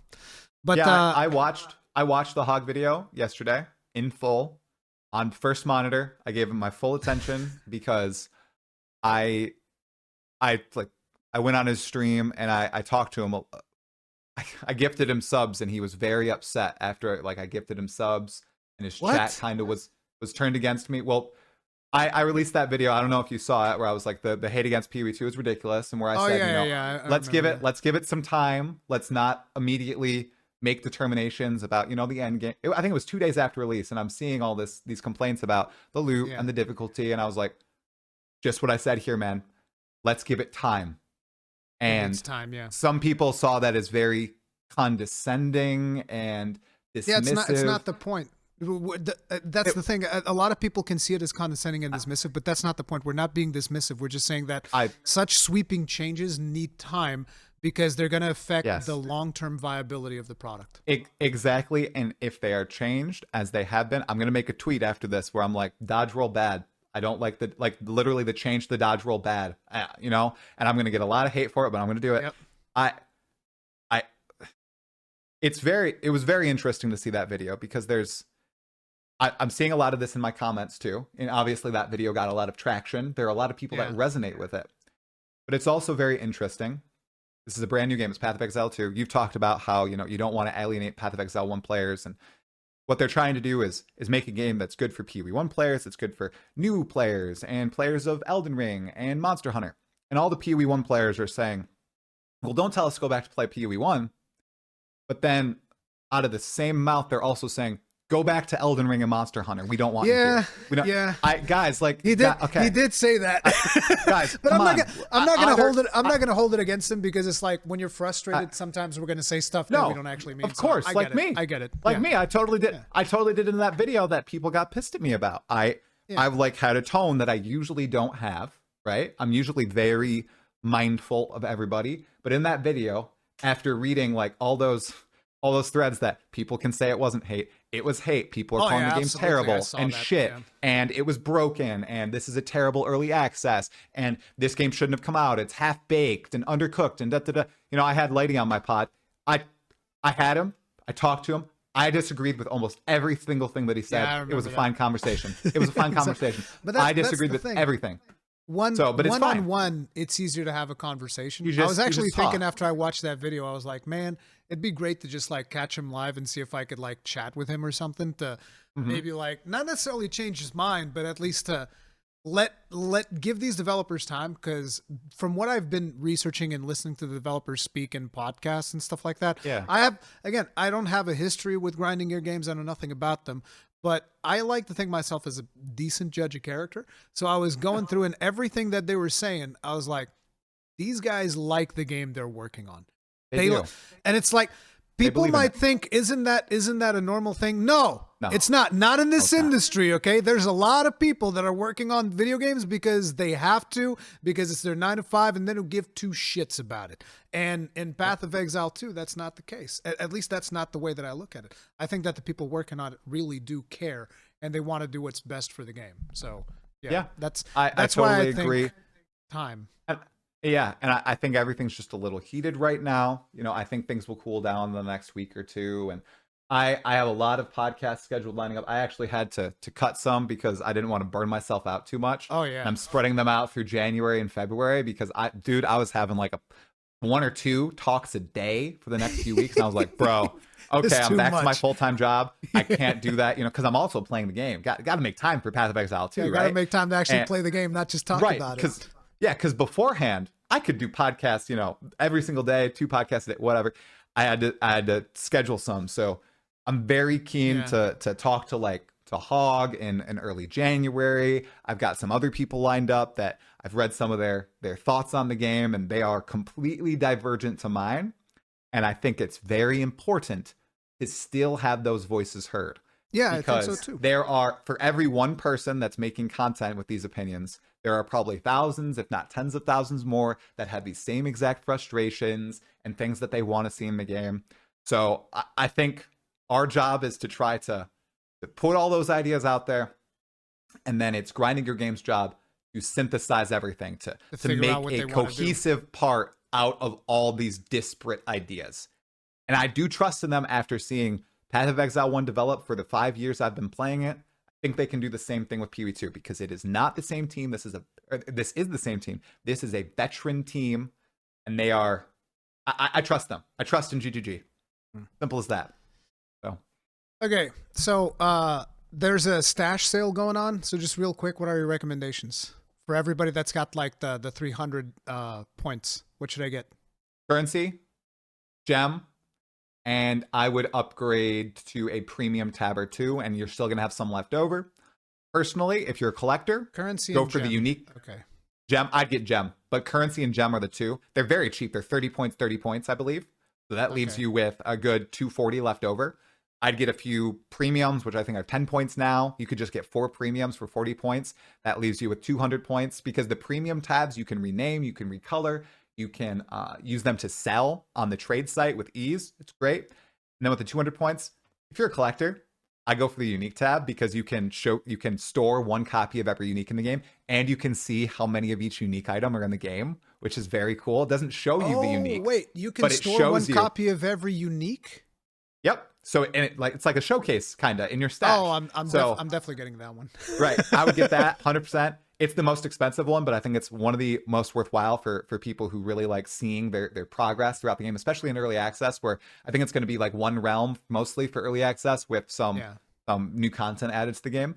So for example, for quarterstaffs, I think there's 6 quarterstaffs in the game. So you see 6 question mark names, and you know that there are 6. And when you get one, you put it in, it slots in one area. Like, oh, I've got 1 of 6. This is so cool. I really like that. The other ones, the essence and I think it's emotion, like the delirium tab. Yeah. I don't think you need those at all. If you get addicted to the game and you're deep into end game, I'd buy them. You have the leftover points, but currency, gem, premiums, unique. That's my recommendation. Okay. That's cool. Yeah. Anyway.